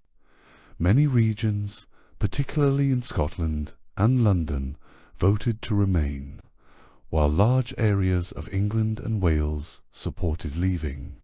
The social fabric of the country seemed torn, as the debate over Brexit became deeply polarised. Cameron's successor, Theresa May, took office in July 2016. May had been a supporter of Remain, but as Prime Minister, she became the face of delivering Brexit. She inherited a divided country and a party deeply split over what kind of relationship the UK should have with the European Union after leaving. May's government initially aimed for a soft Brexit, meaning that the UK would leave the EU but retain close ties, especially in terms of trade and movement. However, this idea faced strong opposition from the more hardline Eurosceptics within her party, who demanded a clean break from the EU, despite her efforts to negotiate a deal with the European Union. May faced constant opposition within her own party and from the opposition Labour Party, led by Jeremy Corbyn. The country was gripped by parliamentary deadlock as MPs voted down her Brexit deal on multiple occasions. The European Union agreed to extend the deadline for Brexit multiple times, but the political uncertainty continued. In 2019, the ongoing chaos surrounding Brexit led to a snap general election. The Conservative Party, led by Boris Johnson, won a decisive victory, securing a majority in Parliament. Johnson, who had been one of the leading figures of the Leave campaign, promised to get Brexit done. Within months, Johnson negotiated a new deal with the European Union, which was passed by Parliament. On January 31, 2020, the UK officially left the European Union, ending 47 years of membership. However, the decision to leave the EU would have far-reaching consequences for the UK, not only in terms of its relationship with Europe, but also in its internal politics and its economy. The process of disentangling the UK from the EU was complicated, and the trade deals, border arrangements, and future political structure of the United Kingdom would remain central topics of discussion for years to come, as we pause and reflect on the decade the UK emerged from the 2010s forever changed. The political and social turbulence of the decade would continue to reverberate in the following years. As Britain grappled with the consequences of austerity, faced the reality of Brexit, and navigated an uncertain future, the landscape of the nation was shifting in ways few had anticipated. Take another gentle breath and let it out slowly, feeling the tension of the past decades settle. The 2010s were a time of great upheaval, but also of determination, as the people of the United Kingdom faced questions of identity, sovereignty, and their place in a rapidly changing world. Chapter 25. The 2020s, the pandemic, political challenges, and a new global era 2020 present. Take a slow, deep breath. Let it fill your chest and expand your lungs, then exhale gently. We now find ourselves stepping into a new decade, one shaped by unprecedented global events, profound political shifts, and societal changes. The 2020s have thus far been a period of challenge, uncertainty, and, at times, resilience. As the United Kingdom faces both the fallout from the Brexit referendum and an unforeseeable global pandemic, let us take a closer look at the path the UK has been walking in this new era. The onset of the global pandemic 2020 in January 2020. The world watched as COVID-19, a new strain of coronavirus, began to spread across China, and by March it had reached the UK. What began as a distant concern soon became an urgent crisis. The virus, which spread through airborne droplets, was highly contagious and often deadly, particularly for the elderly and those with underlying health conditions. The disease led to severe illness, hospitalizations, and tragically, thousands of deaths worldwide. The government, led by Prime Minister Boris Johnson, initially delayed imposing strict restrictions, but as the situation worsened, the UK entered a national lockdown in March 2020. Schools, non-essential businesses, restaurants, and cultural venues were closed, and people were advised to stay at home unless absolutely necessary. Public gatherings were banned, and social distancing became the new normal. The lockdown brought profound changes to everyday life. People worked from home if they could, and travel became virtually impossible. The world's cities grew eerily quiet, and the normally bustling streets of London, Manchester, and Birmingham were eerily empty. Hospitals became overwhelmed, and the UK's National Health Service, NHS, which had long been the pride of the nation, came under immense strain. The Nightingale hospitals, temporary facilities built to accommodate an influx of COVID patients, were set up in cities like London and Manchester. The government's response involved imposing several national lockdowns throughout the early months of the pandemic. This was accompanied by economic measures to support both individuals and businesses, including the furlough scheme, which provided government funding to employees unable to work due to restrictions. The NHS test and trace system was also established, but its effectiveness was called into question, and the UK's response to the pandemic became a topic of intense debate. As the pandemic progressed, it became clear that the effects would be felt for years. The UK saw one of the highest death tolls in Europe, with hospitals struggling to keep up with the demand. Medical staff worked tirelessly, many risking their lives on the front lines. The country's collective mental health was also affected, with isolation, anxiety, and grief becoming widespread. However, amidst the uncertainty and loss, there were moments of hope. By December 2020, the UK was one of the first countries to approve the Pfizer-BioNTech COVID-19 vaccine, and mass vaccination efforts began in early 2021. The vaccine rollout was a significant achievement, with millions of doses administered by NHS workers, and life began to return to normal for some as the virus was slowly brought under control. Yet, the pandemic was not the only crisis facing the UK in this time.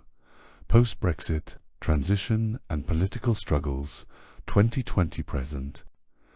Though Brexit had been formally completed on January 31st, 2020, with the UK officially leaving the European Union, the aftermath of this historic decision continued to unfold throughout the decade. In the early part of the 2020s, the UK faced the reality of operating outside the European Union and the challenges of negotiating new trade deals with other countries. The transition period after Brexit was set to last until the end of 2020. But there were still many questions to answer regarding the future of the UK's relationship with Europe. One of the most significant challenges was the Northern Ireland Protocol, which created a de facto customs border in the Irish Sea between Northern Ireland, part of the UK, and the rest of the UK, England, Scotland and Wales. This was intended to avoid a hard border between the Republic of Ireland, an EU member, and Northern Ireland, thus preserving the Good Friday Agreement that had brought peace to Northern Ireland after decades of conflict. However, this solution created significant tension between Northern Ireland and the rest of the UK, as it effectively treated Northern Ireland differently from the rest of the country in terms of trade and regulatory standards. Meanwhile, the country's economy was beginning to recover from the shocks of both Brexit and the pandemic. However, trade disruptions, particularly in supply chains, became more noticeable. Goods were delayed at ports, and some industries struggled to find workers, particularly in agriculture and hospitality, which had relied heavily on workers from the European Union. There was a growing debate about the skills shortage in many sectors and how the UK would adapt to a future outside the EU's free movement of people. In the midst of these political and economic struggles, Boris Johnson's leadership faced mounting criticism, particularly regarding the handling of the pandemic and the UK's post-Brexit trajectory. The Conservative Party continued to dominate, but internal divisions and public dissatisfaction were evident. Protests against the government's handling of the crisis, as well as social justice movements, became prominent throughout the decade, a time of social reckoning and change. 2020 present, the 2020s, have not only been a period of political upheaval, but also of significant social change. In the wake of the Black Lives Matter movement, there was a growing recognition of systemic inequality and injustice in the UK. The protests, sparked by the death of George Floyd in the United States, had a global reach, and British cities were no exception. Statues of figures associated with Britain's colonial past, like Edward Colston in Bristol, were pulled down in acts of protest, and conversations surrounding the legacy of slavery and colonialism became louder at the same time. The UK was increasingly focused on issues of gender equality, LGBTQ rights, and climate change. Youth movements, particularly those led by Greta Thunberg and other climate activists, began to gain momentum in the UK. Strikes, marches, and advocacy for greater environmental responsibility took centre stage. The UK set ambitious net zero carbon emission targets by 2050, and conversations about reducing reliance on fossil fuels, promoting renewable energy, and tackling climate change were at the forefront of both political and social discourse. The Me Too movement also gained traction in the UK, and there was a renewed emphasis on tackling sexual harassment, abuse, and inequality in all aspects of British life, from entertainment and media to politics and business. As the decade unfolded, new political figures began to emerge, and the UK saw its first female Chancellor, Rishi Sunak, who took office in 2020 during the pandemic's peak. His handling of the financial response to COVID-19, including the furlough scheme, was widely acknowledged as crucial in supporting the country's economy during one of its most difficult periods. The nation was also faced with mounting questions about national identity. Scotland, which had voted to remain in the European Union during the 2016 Brexit referendum, continued to push for another independence referendum. Nicola Sturgeon, the leader of the Scottish National Party, SNP, argued that the people of Scotland should have the right to decide their own future, particularly in light of Brexit, which many in Scotland viewed as an imposition. The years of 2020 and beyond have undoubtedly been a time of reflection, adaptation, and resilience for the United Kingdom. The challenges of Brexit, the pandemic, social movements, and political struggles have all played their part in reshaping the country and its place on the world stage. Take another slow breath and let it go. As we stand at the crossroads of the 2020s, the UK continues its journey, facing the trials of the modern world. The future is uncertain, but the history of the past continues to guide the present. Keir Starmer and the Labour Party 2020 present, take a slow, deep breath. Let your body relax as we move into more recent history, where the leadership of the Labour Party faced new challenges and a fresh vision began to emerge. Keir Starmer, a man of calm resolve and measured words, became the party's leader in the aftermath of great turmoil.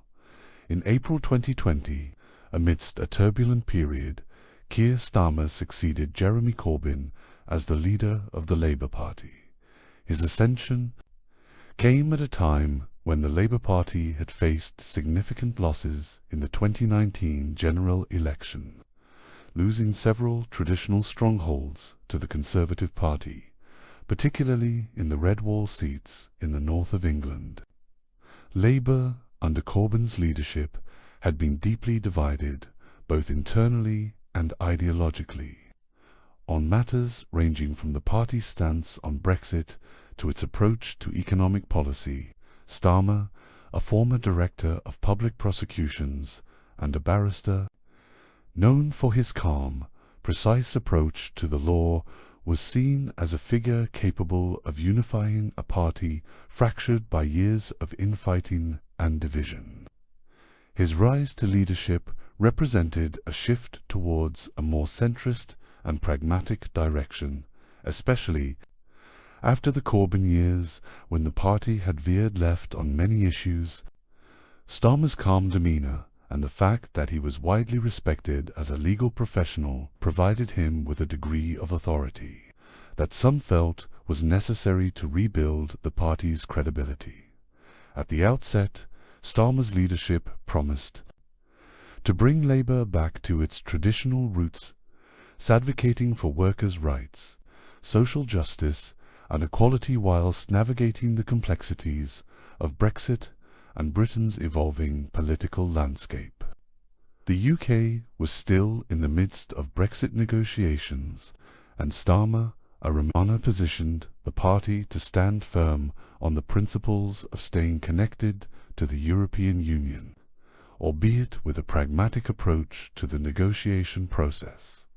But his leadership wasn't without challenges. As the country grappled with the COVID-19 pandemic, Starmer had to balance being a leader of opposition with ensuring that Labour's message remained visible, coherent and relevant. He had to walk a fine line between holding the Conservative government to account, particularly under Boris Johnson's leadership, while showing empathy for the millions of families and workers affected by the crisis. Starmer's approach to the pandemic, although sometimes criticized for being too cautious or overly procedural, emphasized the importance of expert advice, clear messaging, and the need for a comprehensive national recovery plan. He regularly called for improvements in the NHS, investment in public services, and greater support for frontline workers. Starmer's image as a leader focused on policy and detail began to take shape, alternative to the more personality-driven politics of the Conservatives. Internal party reform also became a key part of Starmer's leadership. The Labour Party had been plagued by accusations of anti-Semitism during Corbyn's tenure, with allegations and investigations causing deep divisions within the party and damaging its public image. Keir Starmer made it clear from the outset that he would take a hard stance on anti-Semitism, pledging to root it out of the party and to restore Labour's reputation as a champion of equality and justice. He introduced new disciplinary processes, worked to improve Labour's code of conduct, and sought to rebuild the party's standing among Jewish communities across the UK. Despite his efforts to unify the party and move past past divisions, Starmer's leadership has been met with mixed responses. Some view him as a stabilizing force, a steady hand to navigate Labour through difficult times. Others, however, argue that he has not yet demonstrated the bold leadership necessary to inspire voters, with some critics saying his approach to policy lacks clarity, and that he has struggled to articulate a clear vision that resonates with the public. One of the most defining moments of Starmer's leadership came in 2021, with the Labour Party's performance in the local elections and Hartlepool by-election. Starmer's leadership was tested as the party suffered significant losses in seats, and the results raised questions about Labour's ability to recapture its traditional working-class base. The red wall, those areas that had traditionally been Labour strongholds, remained out of reach. Despite this, Starmer continued to reaffirm his commitment to winning back these communities, particularly in the north of England, with a focus on economic regeneration, local investment, and the green economy. One of Starmer's key policy proposals was the introduction of a Green New Deal, aimed at creating a low-carbon economy and securing a just transition for workers in industries threatened by the environmental crisis. He emphasized the need to address the climate emergency with the same intensity and urgency as the pandemic had been met with, advocating for a future where Britain leads the world in green energy, while also providing well-paying jobs for the working class.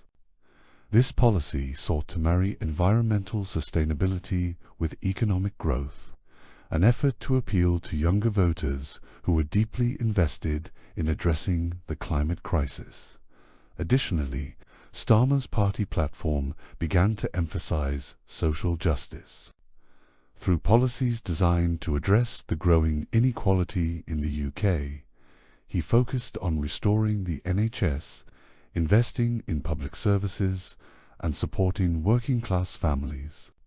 His leadership was increasingly seen as an attempt to appeal to both traditional Labour voters who had been disappointed by Corbyn's departure, and newer generations looking for strong, progressive policies to address pressing social issues, like housing, education, and income inequality.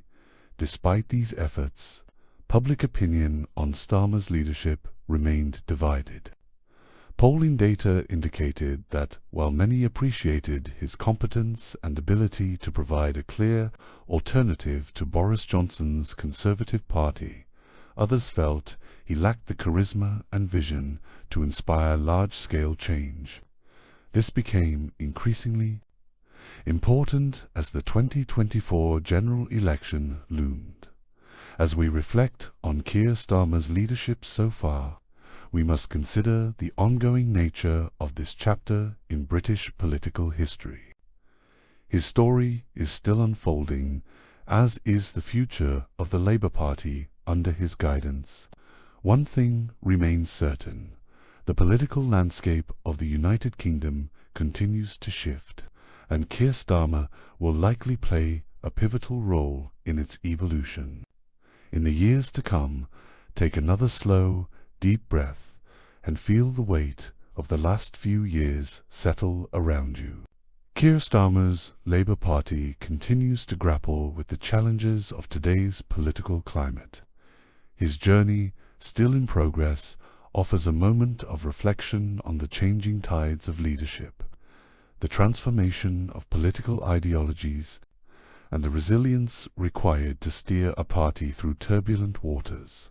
Let the calmness of the present moment wash over you as we leave this chapter behind and gently move forward in time.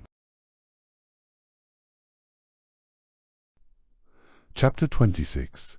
The Road Ahead, Emerging from Crisis and Uncertainty. 2025 present. Take a moment to relax. Allow the gentle rise and fall of your breath to guide you as we move forward, transitioning through the trials and transformations of the United Kingdom as it emerges from the turmoil of the earlier 2020s, with the shadows of both the COVID-19 pandemic and the Brexit aftermath gradually receding. We now find ourselves at the threshold of a new chapter, one shaped by global shifts, technological innovation, and new forms of political and social engagement. The future holds its breath, and we are here, in the quiet pause before the storm of change truly breaks. The struggles of post-pandemic recovery 2025 present. By 2025, the UK was beginning to emerge from the crisis brought about by the COVID-19 pandemic. The immediate health impact had been contained thanks to mass vaccinations and public health measures, but the psychological and economic toll would leave deep marks on the collective psyche of the nation. Recovery, however, would take time. In the years following the pandemic, the UK focused on rebuilding and re-establishing its position in the world. The government implemented measures aimed at stimulating the economy with particular focus on green technologies, renewable energy, and boosting the tech industry. While some sectors, such as technology and online retail, had boomed during the pandemic, others, like hospitality and travel, struggled to regain their former strength. Inflation became an issue, affecting everything from food prices to energy bills. As the government grappled with this, interest rates were raised by the Bank of England, which tried to balance between economic growth and containing inflation. This was a delicate challenge, as the country had to maintain economic stability while addressing rising costs that affected the everyday lives of British citizens. Britain's role in the world 2025 present as the UK moved forward in the post-pandemic era. Brexit continued to influence its global standing. The country had officially left the European Union, but this created both opportunities and challenges. The UK focused on building new relationships, especially with the United States, Australia, and India, though trade with the EU remained complex and somewhat strained. The UK sought to establish its independence by securing bilateral trade agreements and reinforcing its position in global markets. In the realm of global politics, the rise of powers such as China and the growing tension in Eastern Europe left the UK with new diplomatic challenges. As part of NATO, the UK continued to play a key role in global security, but its ability to navigate the shifting alliances and balance its relations with other powers became increasingly important. The UK aimed to maintain a strong defence posture, while fostering closer ties with Commonwealth nations and other international partners. The legacy of the UK's historical involvement in global affairs remained evident. Foreign policy under the leadership of Prime Minister Rishi Sunak focused on ensuring the nation's voice was heard on the global stage, especially in matters of security, trade, and international law. The UK also worked to stay at the forefront of key issues such as climate change and humanitarian efforts. Continuing to use its global influence for good, the changing social landscape 2025, present social changes continued to unfold across the UK. The country remained a diverse and multi-ethnic society, with people from different backgrounds contributing to the nation's economic and cultural life. The discussion around immigration and integration remained important, with debates about how the country could manage the opportunities and challenges presented by a globalized world. The conversation around the UK's imperial past continued to evolve, with increased interest in examining the impact of colonial history on modern Britain. This prompted public discussions about how to balance respect for the nation's history with the recognition of its past injustices. Some public monuments and historical symbols became focal points for debate, and the process of coming to terms with the past was ongoing. As the UK faced these discussions, it also experienced a shift in its approach to equality. Progress continued in areas such as women's rights, with more women in leadership positions across both the private and public sectors. The country also saw increasing representation of various ethnic groups in politics, business, and media. However, challenges around gender equality and opportunities for all still remained points of focus for future generations. Take a slow, deep breath As you reflect on the UK's transformation, the country has faced its challenges from the pandemic to the long-term effects of Brexit.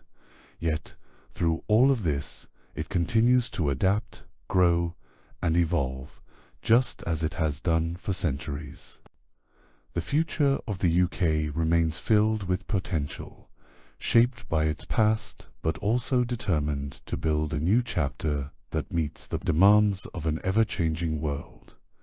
We now stand at a crossroads, ready to face the future with hope, resilience, and determination. Chapter 27. The Way Forward for the United Kingdom. Take a slow, deep breath. Feel your body settle and soften, letting go of tension. As we reflect on the United Kingdom's past, let us now gently turn our attention to the road ahead. What does the future hold for this ancient and ever-evolving nation? Let us explore the challenges, the opportunities, and the paths that lie before the UK as it enters a new chapter of its history. The United Kingdom stands at a pivotal moment in its history. For centuries, it has shaped global politics, culture, and commerce. Its contributions to science, art, and philosophy have echoed through the ages. Yet, like any nation, it too faces an uncertain future, shaped by both internal and external forces. As we look ahead, we see a complex interplay of challenges and possibilities, social, economic, and political, that will define the course of the UK in the coming decades. One of the most pressing issues for the UK is its relationship with the rest of the world. Following its departure from the European Union, the UK must now navigate a new era of international relations, trade, and diplomacy. Brexit, while offering the UK more control over its laws, borders, and trade deals, has also brought challenges in the form of economic uncertainty, border friction, and a changing global landscape. The UK is now in the process of forging new trade agreements and relationships, both within the Commonwealth and beyond, in an effort to secure its place in a rapidly evolving world. For the UK, the next steps in global diplomacy will be crucial. The country will need to find a way to balance its national interests with the broader needs of global cooperation, particularly in the areas of climate change, international security, and human rights. Its role as a member of organizations like the United Nations and NATO will continue to be significant. But alongside this, the UK will also need to cultivate strong relationships with countries like the United States, Canada, and emerging global powers like China and India. The impact of Brexit on domestic affairs is equally profound. The separation from the EU has resulted in a shift in political dynamics, particularly in Scotland and Northern Ireland, where the spectre of independence or further secession continues to loom. Scotland, with its distinctive identity, has already held a referendum on independence in 2014, though the result was to remain within the Union. However, with the Brexit vote, which saw Scotland overwhelmingly voting to remain in the EU, question of Scottish independence has resurfaced with renewed vigour. The Scottish National Party, SNP, led by Nicola Sturgeon, has continued to push for another independence referendum, with arguments centering on the democratic rights of the Scottish people and the benefits of being part of the European Union. Similarly, Northern Ireland faces its own unique challenges in a post-Brexit world.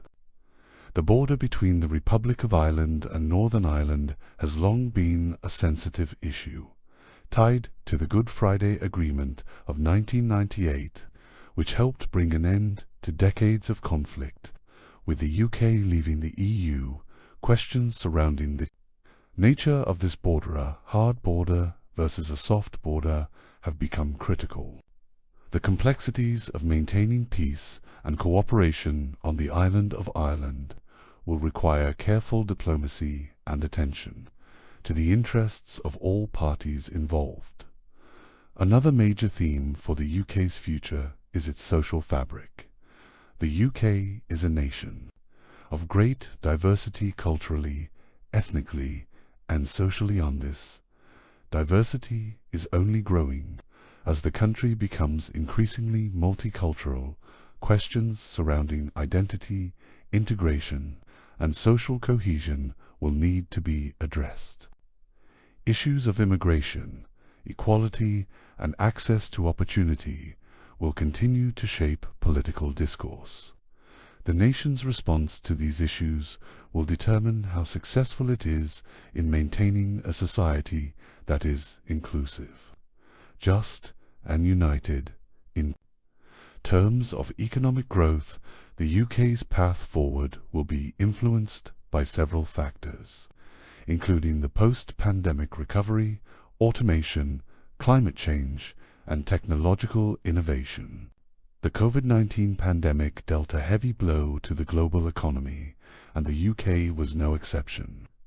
As the country recovers, its government will need to make critical decisions about economic policy, fiscal responsibility, and public investment. The transition to a greener economy will be key in ensuring that the UK is prepared for the challenges of the 21st century. The green economy, in particular, offers significant opportunities for growth and employment. The UK has committed to reaching net zero emissions by 2050, and much of the work towards this goal will be focused on renewable energy, energy efficiency, and sustainable transport. The government's support for green technologies, along with the creation of green jobs and investment in clean industries, can provide a positive shift toward a more sustainable, forward-thinking economy. But there are also challenges here. The transition to a green economy requires significant investment, especially in regions that have been heavily reliant on industries like coal and steel. Ensuring that workers are not left behind in this transition will be vital.